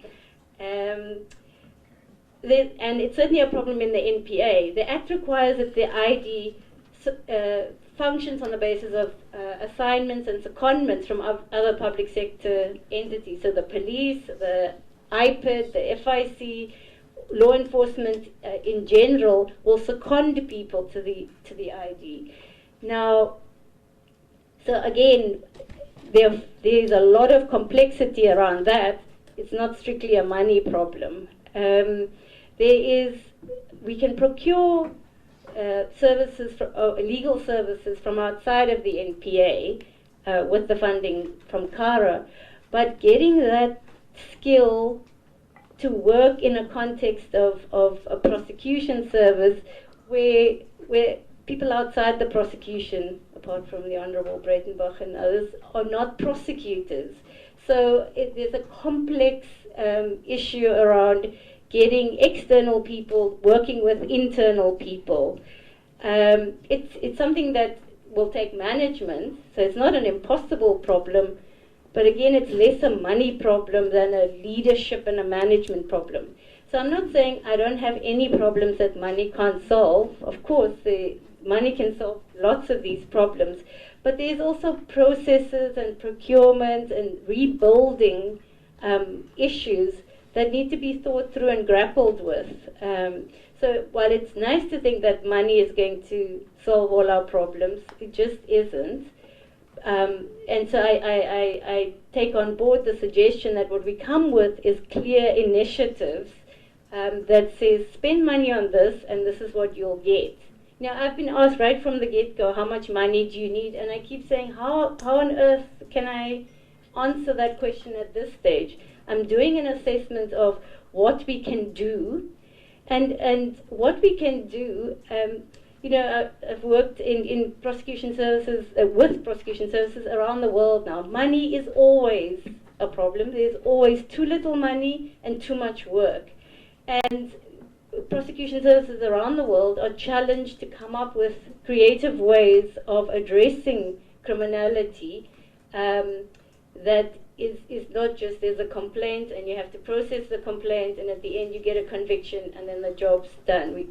And that's for me one of the big issues the ID is grappling with at the moment is we are never going to be able to prosecute everyone who participated in compromise or capture of our state institutions. It's just not possible. Certainly it's not going to happen in my lifetime, and if I'm dead, some of these people are also going to be dead. So I think we need to be realistic about how we solve the problem, and with always in mind that the problem we're trying to solve is have an impact. So those are the issues we are grappling with. But that doesn't mean that we shouldn't solve the problem of the CARA money being allocated swiftly. And I just do a punt for the UN. I did a publication for the UN last year on management of seized and confiscated assets, where we looked at all the countries in the world who have asset forfeiture regimes who get in money and then try and use that money for various purposes. So in that booklet, I've dealt with what various countries have done and what pieces of legislation various countries, and I recommend it to the committee if you are looking at rethinking how to spend CARA money and how to have CARA money allocated. All the options in the world are dealt with in that publication. Bring them in the book. I'll send you the link.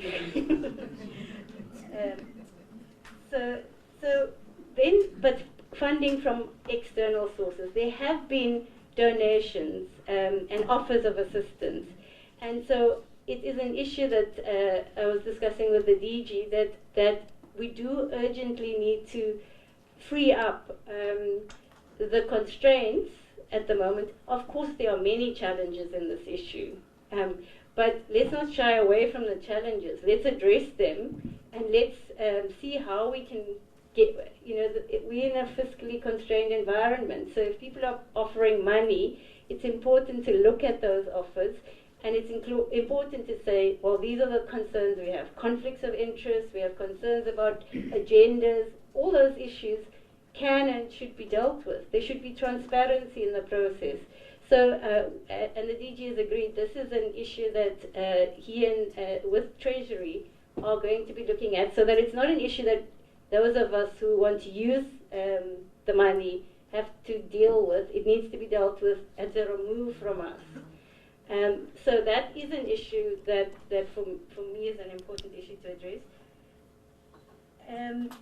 So that's the money issues. I just wanted to say something about mutual legal assistance, and I was wondering if the DG is as the central authority and the custodian of requests for mutual legal assistance, and want to take this question rather than me. But what I will say about mutual legal assistance is that South Africa's posture in the last few years has been very much with its back turned on the international community. It has not welcomed support. It has not sought out cooperation. I know because I was out there trying to offer it, and it wasn't positively welcomed.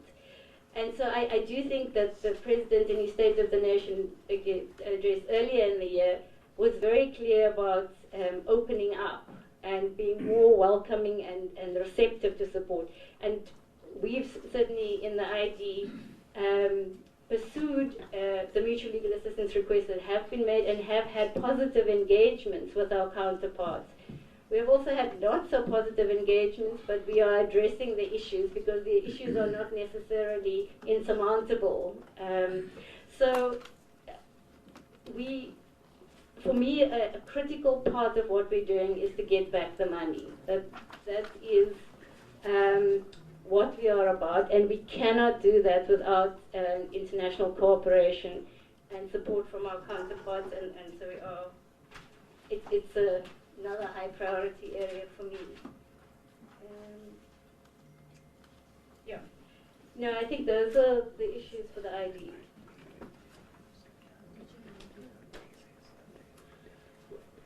Thank you, NPA.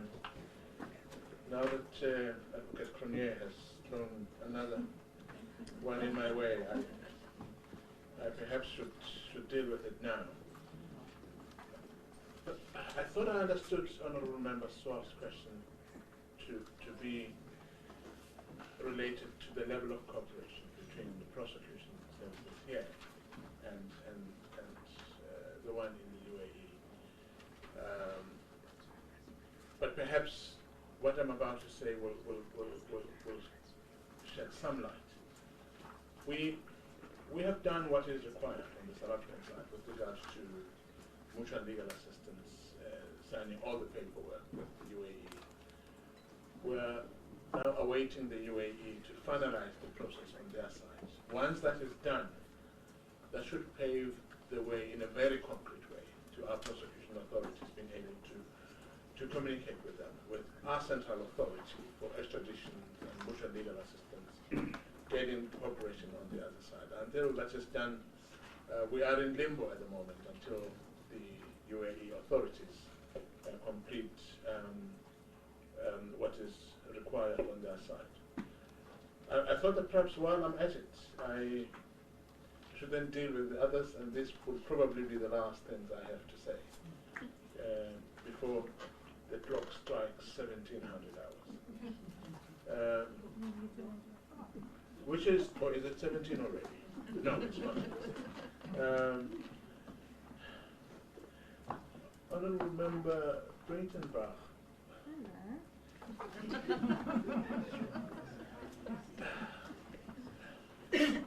Perhaps I shouldn't be the one making this comment, but she sounded like she was taking a swipe at my new minister, that he sounded pretty chuffed about the fact that he's making 37 million rands available to the investigative directorate. By no means was my minister under the impression that 37 million rands is sufficient. But he definitely was certain that this is what the NPA had requested to kickstart the establishment. The ID. So I thought that swipe was, but well, perhaps it's not my place to defend my minister. But it wasn't intended as a swipe, it was oversensitive, like TV. I will respect you, Honourable Member, and not retain the banter. With with regard to, there's a question raised about shared services. I think it was Honourable Member Mohammed. He might have used a different language, but I thought he was referring to shared services, whether or not it's not one of those mechanisms we would have looked at to see whether we could save costs. We in fact were directed by the former minister to investigate this matter. This was actually done at the behest of the Treasury in an attempt to look at whether the areas in which we could save costs by sharing some of, especially the support services. A team was set up. There is a forum of entities and departments reporting to the Minister of Justice and Constitutional or Correctional Services. And that entity pulled together a whole range of areas, finance, communications, including the corporate services. We've looked into this matter. I think initial indications are that there are complications, especially because we're contemplating an omnibus kind of shared services where Legal Aid South Africa, the NPA, SIU could pool the resources together. There were complications, in part because you actually have a plethora of accounting officers who must be serviced by one, shared service. It probably would be that because I suspect I would be housing that shared service, that I would get first priority over others. But other accounting officers would be very unhappy about the quality of service they might get. So there are some complications.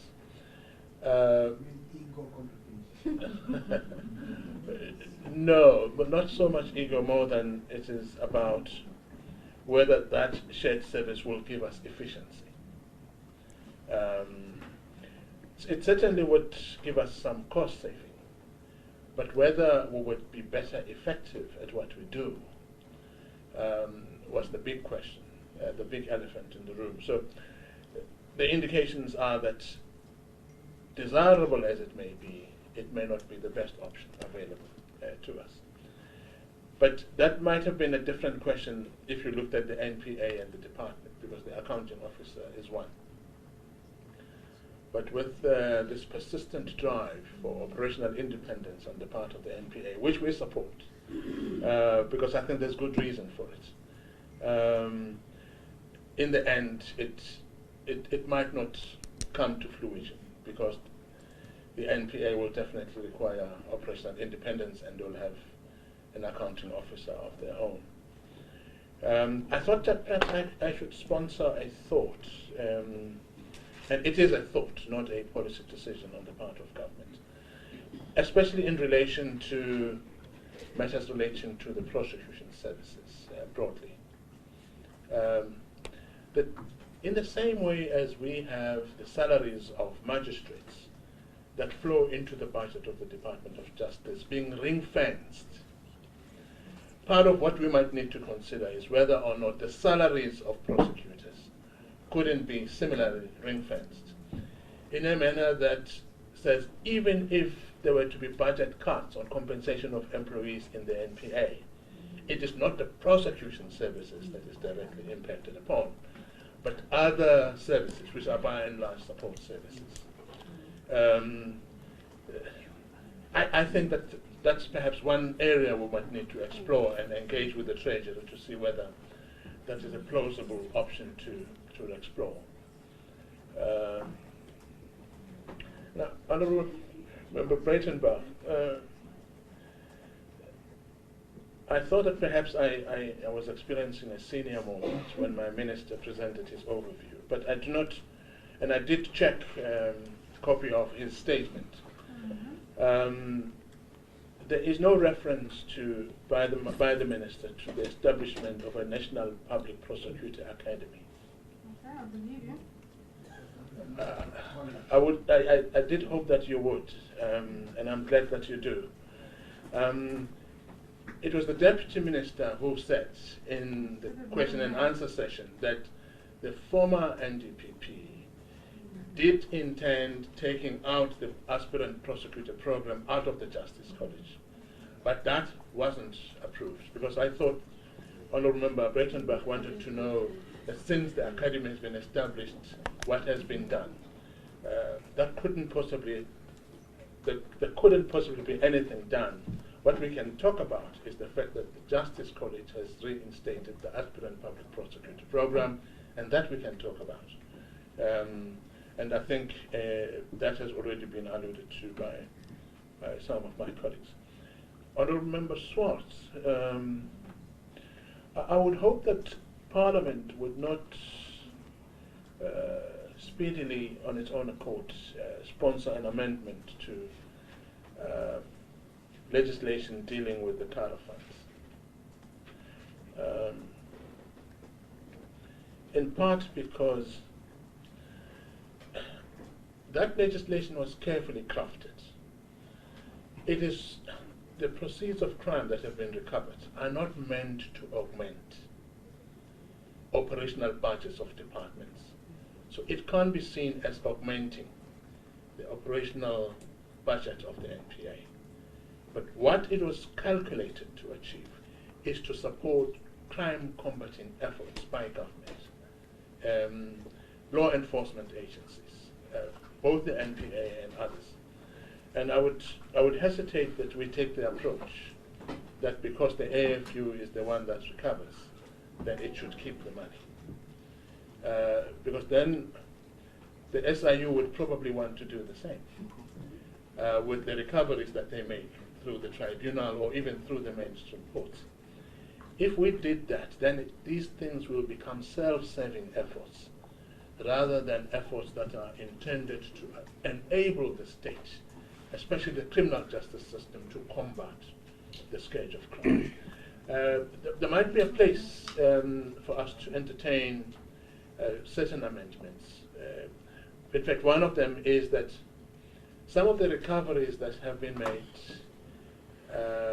or rather money that have been returned to institutions like ESCOM, for an example. There's a 2 billion rands that was returned by one service provider whose name I shall purposely omit. Is it one? 1 billion for Kinzo management. Well, Honourable Member Swal said it, I didn't.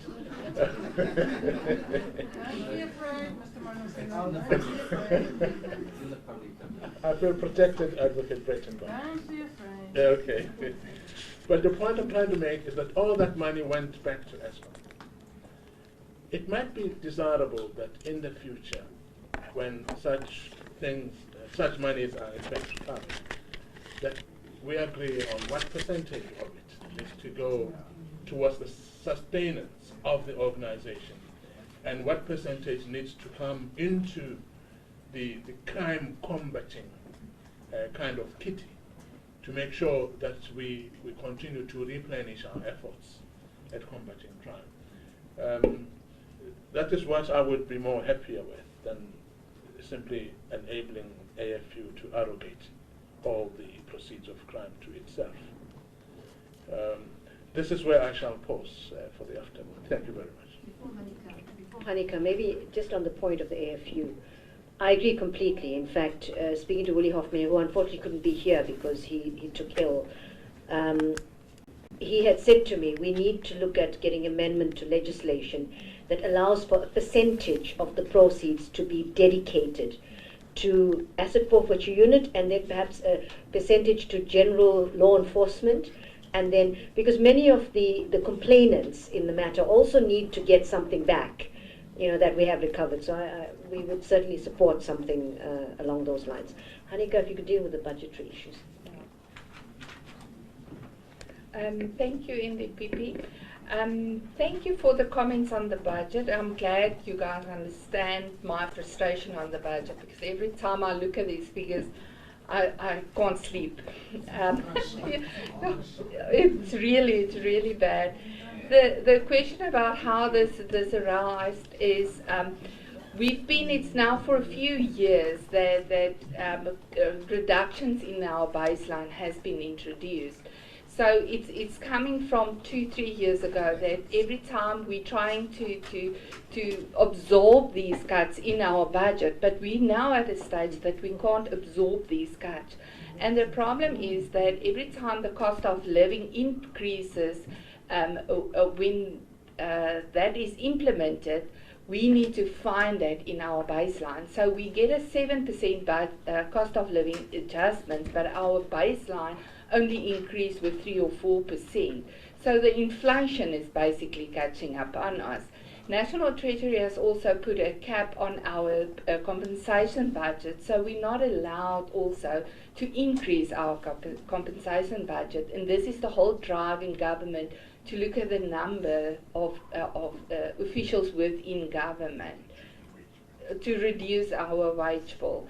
So I think that would address the question on how this happened. And the thing is, the shortfall, on the one slide, the MTF shortfall for the current year, we're talking 27 million. Well, the shortfall, what does it mean? Okay, let's look at the current financial year. I'm talking about a 27 million shortfall on compensation.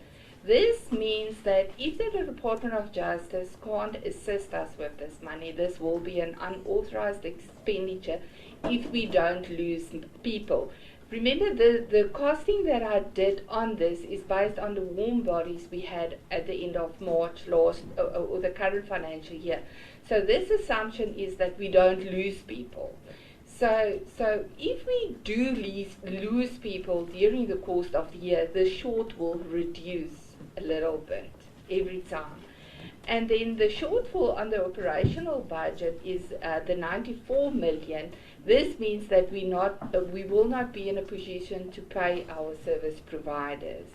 And this will have a big impact because those are contractual obligations. But as I said already, that we are looking constantly at ways of trying to reduce this and to curb this. So we, on a monthly basis, we're monitoring our expenditure and try to curb it as far as possible.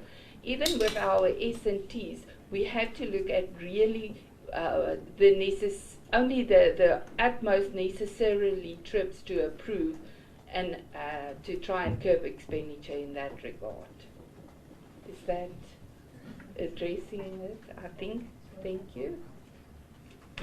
Okay, I am providing clarity on the indicator that related to percentage of witnesses and related persons that walked off the witness protection program, in actual fact what it means. So what this indicator means, it means people who are on the witness protection who feel isolated and maybe they do not agree to the rules of the program, then they find themselves wanting to walk out of the program without notification or without the trial being finished, basically. So just to deal with those issues, the Auditor General question, yes, I've certainly met with the Auditor General and we spoke about the very issues that you raised, the fact that there could well be cases that he would be referring. So that sort of cooperation has already started, at least the initial conversations around the impact and what that could possibly mean. And then we need to look at how we need to have processes to actually deal with that situation. With regard to, just want to try to make sure we address, there was, with regard to the shortfall and the impact on operations, that was a question. You know, it's, you know, when you, it's important to understand that when, particularly in courts where you have one person, a prosecutor, the impact of the operations. I had the Deputy Minister who wrote just a couple of days ago to ask, there was no prosecutor in Kuruman for 2 or 3 days. And he wanted to know what happened. And the reality is that there's one prosecutor there. It's a one court station. And the prosecutor fell ill. And there's nobody in that court to deal with the cases. So you have a prosecutor that's got to drive 200 km from the nearest town to get there to simply postpone cases. And the impact of the vacancy situation is immense. That's just one example. But that's at the lower court level. We are talking about in DPP's offices where senior state advocates are retiring, deputy directors of public prosecutions are retiring. We've not recruited for 3 years. You have massive skills exodus. So we're looking to keep people with the experience and expertise, but because we've not been able to recruit, we've not been able to promote. So prosecutors internally are not being promoted because of the freeze on recruitment. And so, you know, it's just multifaceted in terms of the impact. And at the end of the day, the people that you talk about, Mr. Chair, is, you know, the sexual and gender-based crimes, you know, thefts, you know, stock theft in the rural area, which is a major problem. Those kinds of cases are not getting the attention that they need. So it's massive impact. Looking at we'll certainly report on the statistics with regard to the numbers of persons with disabilities in the courts. And also, we'll, you know, you mentioned the fact that, you know, there's sensitivities by the court staff are insensitive to the issue of persons with disabilities and how it's dealt with. It will be good to, you know, if we will certainly in our outreach, in our communications to prosecutors, I'm visiting the regions, I will certainly speak about these things to prosecutors. But I think beyond that, it will be good if we get, you know, information when this happens, that it's communicated immediately, so that those that do have this kind of attitude, you know, I've been speaking to prosecutors and I said to her, we need to be humble and we are public servants, we serve the public, and so we need to have an attitude of service. So if that kind of attitude persists, we need to make sure we address it where it is. How do we intend to manage issues as the member Glynis mentions, is how do you get rid of rogue elements? And I think I would simply wish to at this stage say that it is difficult to work in an organization when you really don't know who to trust. And you know, it's complicated. Without prejudging anything, you know, you need to have a team of people around you where you can, you know, who you can completely depend on, who you have no doubt are conducting themselves without fear, favor, or prejudice, and doing what's expected to do of responsible prosecutors. And they have been, you know, I don't want to, it's difficult for me to say anything because there are processes to be followed, and I think in the interest of fairness to those who might be implicated in these matters, it's best that I don't say anything about it, but it's safe to say that I'm acutely aware of this, and I am certainly looking at options in terms of how these issues are addressed, because it's important also to build the credibility of the institution. The efficiency of the NPA, and this is, you know, this is not something that you can you know, overnight decide how are you going to become a more effective and efficient organization. But you can rest assured, in setting up the Strategic Support and Innovation Unit, we're looking at those kinds of issues. How can we be more efficient in our work? And efficiencies across, whether it comes to, you know, better dealing with HR and finance issues, and so we can, you know, I get the sense sometimes in that, you know, this is an organization that's tired, that's come through a long, you know, kind of difficult time. And so innovation is missing. So that the creation of the Strategic Support and Innovation Unit is precisely that. You know, you get you get in the midst of all of this, where it seems like a title, you have people that are there, that are willing to just say, I have these incredible ideas about how we can do things better. And it's about getting to those people and looking at international best practice. So hopefully when we report in the future, I can come back and say, look, the Strategic Support and Innovation Unit, we have, this is the plans now to enhance efficiency within the institution, and also about dealing with the skills issue. That's a massive problem that we need to look at. But I would also say at this point, there has been a lot of support to actually assist the prosecution with training from external entities as well, international organizations. So we're looking at how we can tap into various types of support to upskill prosecutors. The public-private partnership, has it been answered? Okay, thank you. How do we address, you know, lack of resources? I will, you know, take the honourable member's point that we need to come up with a, you know, the one thing is, we do need more people to start off with. And, but we need to come up with a plan, prioritize and say, look, we're not going to get everything, but these are the key areas where we need to prioritize. But the bottom line is that the NPA does not get support urgently. However, we will not be able to, or find it extremely difficult to meet the demands of the NPA. And if you think that I've been a little bit modest about this, that's because the DG has kind of reined me in a little bit.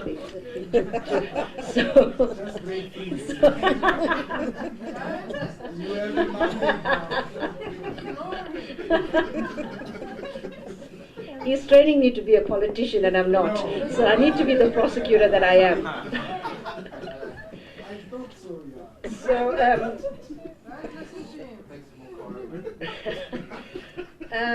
there was a question about the fact that, do prosecutors only enroll cases where they think there's a good chance of success? Look, I can't say to you yes or no, but what I can say to you is when you have statistics-driven measures, it could actually drive certain types of behaviors. And so we need to be very careful, and that's the whole thing about conviction rates. Do people, if they think that there's not a good chance of a conviction here, or borderline cases, I don't prosecute. Or it's a long, difficult, complicated case, I don't prosecute because it doesn't push up my conviction statistics. So we need to be very careful, and I'm not saying they do it, but we're alive to that, and that is why our measures must be what drives our behaviors. And we need to look more, which is also what the Strategic Support and Innovation Unit, together with us, would be looking at. Why a downward adjustment despite the new directorate? What I would say, as I mentioned at the outset, is that these figures were decided upon before, as part of the 5-year previous cycle. So we will need to review those figures moving forward and to see to what extent they can be adjusted in this year or whether there needs to be adjustments in the next. But we'll certainly look at that because there are things that are new in place now. How do I insulate myself from complaints? I'm not sure, actually. I think there are going to be complaints, and there's going to be a lot more when we really start getting effective. I think I'm going to come under intense attack from various sectors. And I think that it's about doing the right thing and having people that support the work of the NPA to actually protect the institution. It's not me it's not about me as a person, it's about the office of the NDPP. And so it's important that civil society, people like this committee, really support the work of the NDPP, provided you are seen to be doing the right thing and not in accordance with the values in the Constitution. So I would say that we certainly will need a lot of support when those kinds of attacks come. Have I experienced any political pressure to date? No, absolutely none. And I hope that continues for the rest of my term. But if I do, I will certainly let this honourable committee know.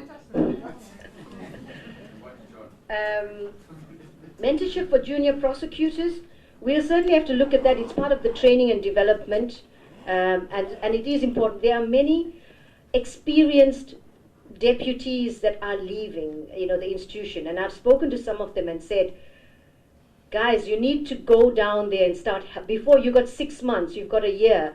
Let's try to look at how we can utilize your expertise to train young prosecutors.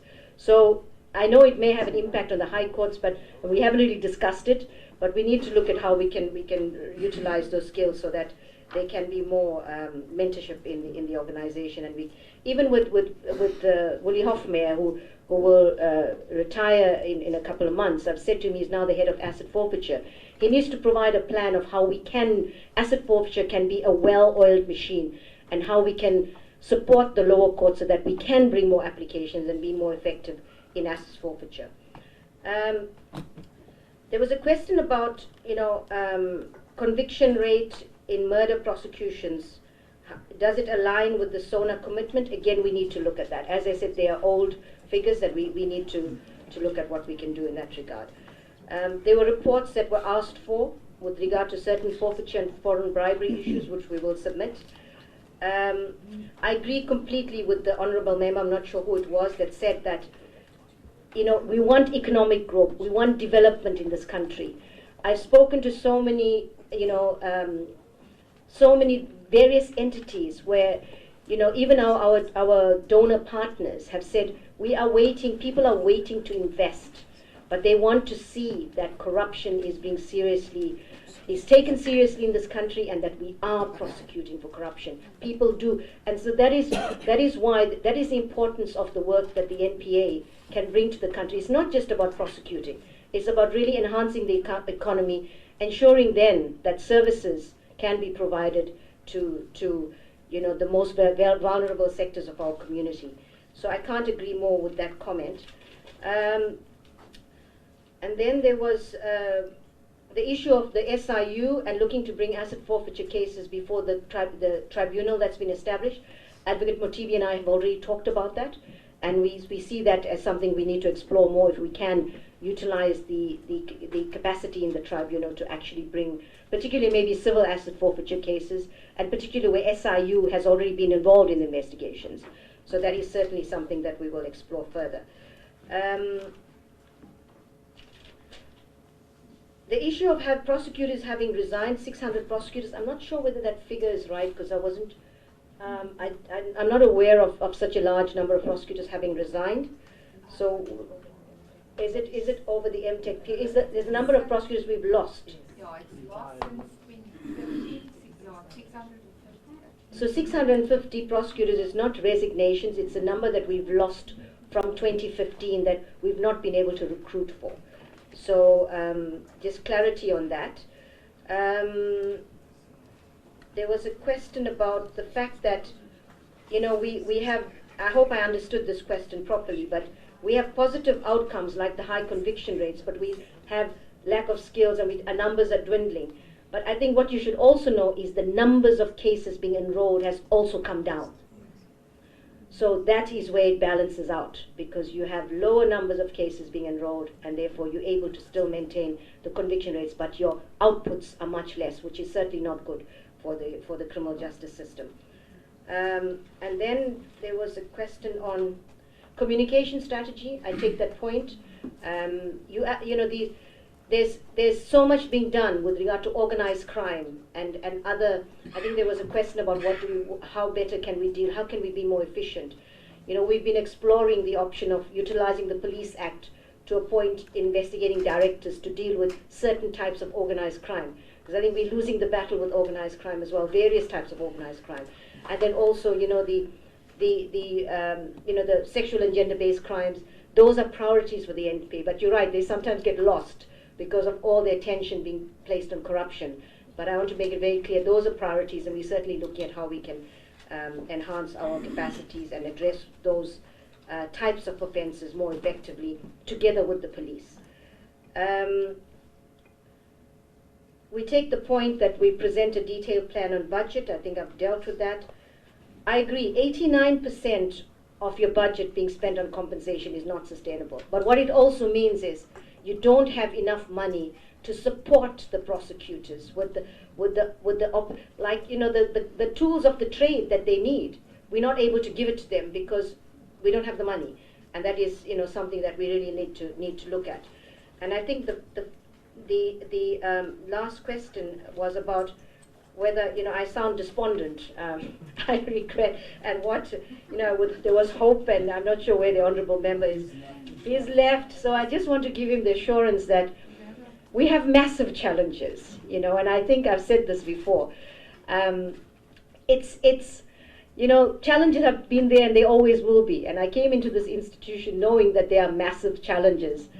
But as I've said, it's, you know, it's the way we approach and we meet these challenges that we are going to fashion ourselves as a nation. And so they, you know, when people ask me, what you know, how do you feel about this job? And I say, it is challenging, terrifying, and hugely exciting. And so in as much as there's all of these challenges, I think as prosecutors at the moment, we have an incredible opportunity to really make a difference in this country. And so, in as much as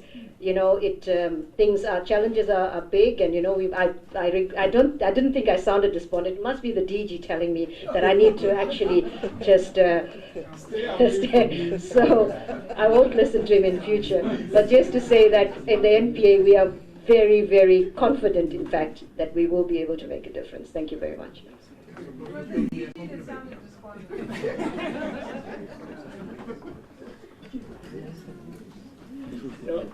Thank you very much, NTPP and your team. We are very excited. You are dealing with very complex issues. There are no easy answers. And I think answers lies in all of us. Sometimes we will criticize you. In fact, my worst critic is my wife. The issue is that she does not criticize me because she does not love me, but because she wants me to improve. So every time we criticize you, it's because we want an improvement, it's out of love. Crime affects all of us. It does not only affect the prosecutors or the magistrates, it affects all of us. In fact, crime, corruption is the war against the poor. That needs to be defeated. And we are in this war together. So we will meet in October for the annual report. Yes. So we will meet when you come for the annual report, but in between there shall be engagements. Our door is always open.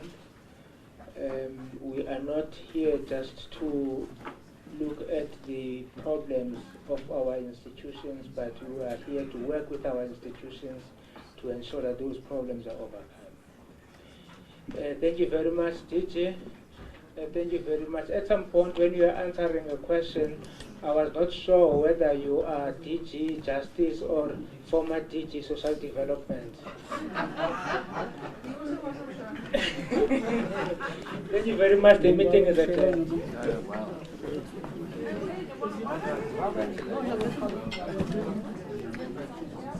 I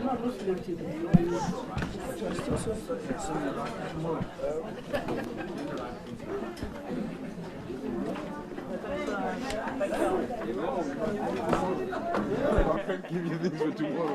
What if you don't come?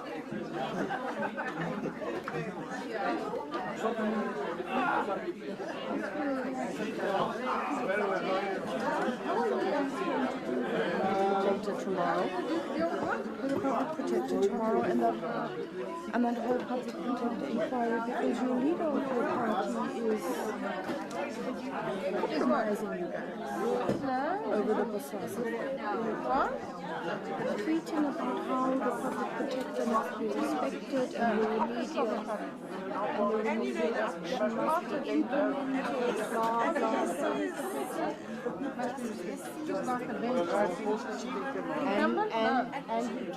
And he tweets how